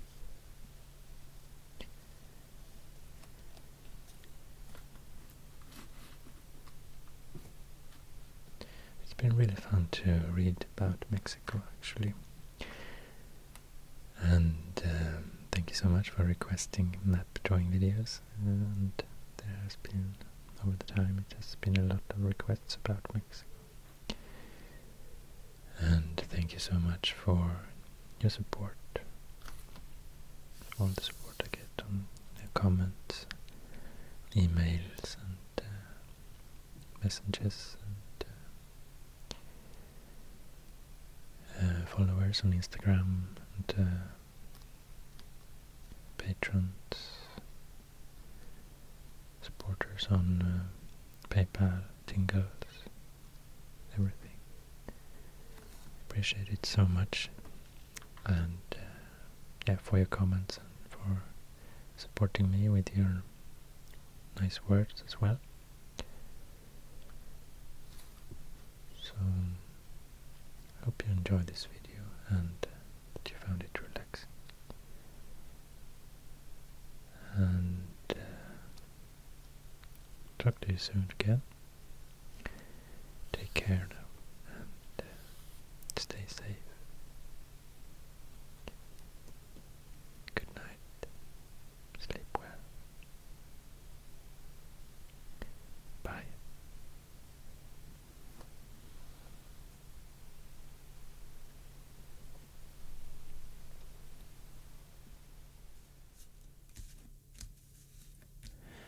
Now I would like to add to this video this new footage, new recorded sequence when I will be singing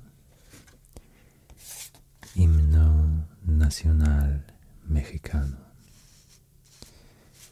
And here are the lyrics to this song. It's a quite complex song. Also, it has a quite wide range. As I told you, the USA national hymn, the Star Spangled Banner, spanned over 19 semitones, and this one actually spans over 16 semitones. So also it's a quite difficult to sing, or not difficult, but I mean you have to reach both quite low tones and be able to reach the higher tones. So I have to make sure that I start so I know I can reach the lowest ones, and I know that one of the lowest tones are already here in the very beginning. So me, here somewhere I will start. Mexicanos al grito de guerra, el acero aprestadi el bridón, y retiembla en sus centros la tierra al sonoro rugir del cañón. Y retiembla en sus centros la tierra al sonoro rugir del cañón. Signio patria, tu sienes de oliva, de la paz el arcángel divino, que en el cielo tu eterno destino por el dedo de Dios se escribió. Mas si usare un extraño enemigo profanar con su planta tu suelo, piensa, oh patria querida, que el cielo un soldado en cada hijo te dio, un soldado en cada hijo te dio. Mexicanos al grito de guerra, el acero aprestado y el bridón, y retiembla en sus centros la tierra al sonoro rugir del cañón.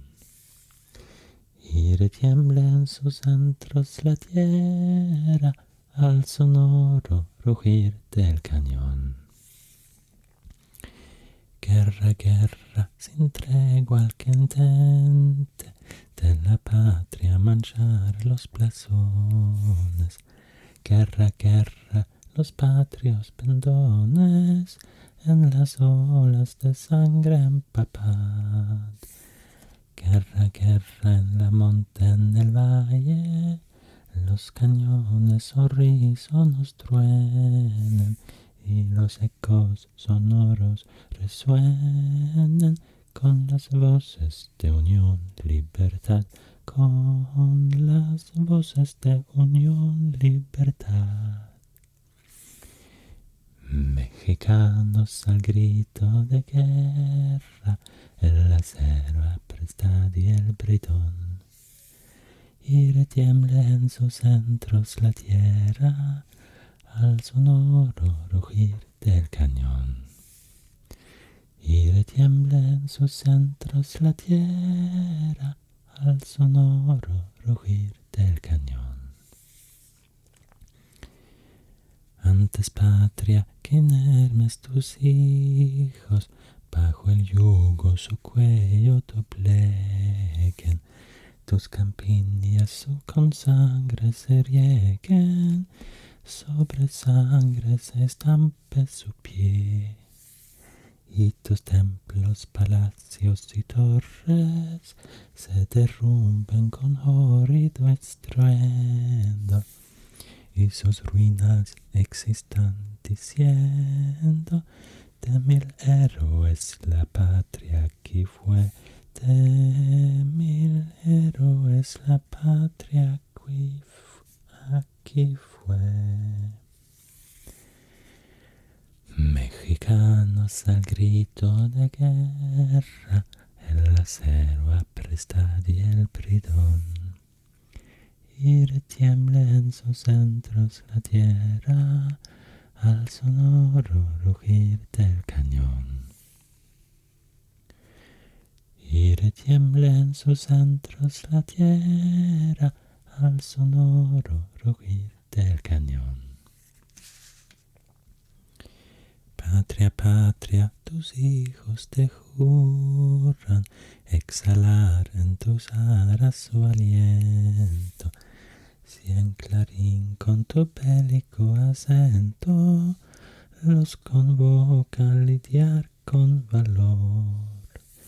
Para ti las guirnaldas de oliva, un recuerdo para ellos de gloria, un laurel para ti de victoria, un sepulcro para ellos de honor, un sepulcro para ellos de honor. Mexicanos al grito de guerra, el acero apresta y el bridón, y retiembla en sus centros la tierra al sonoro rugir del cañón. Y retiembla en sus centros la tierra al sonoro rugir del cañón.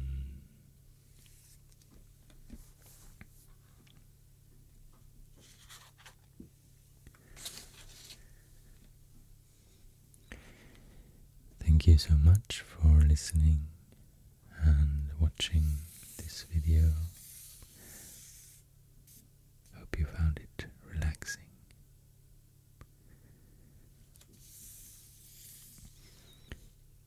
See you next time. Take care.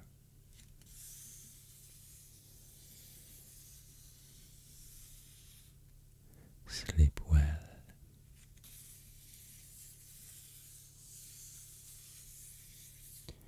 See you soon.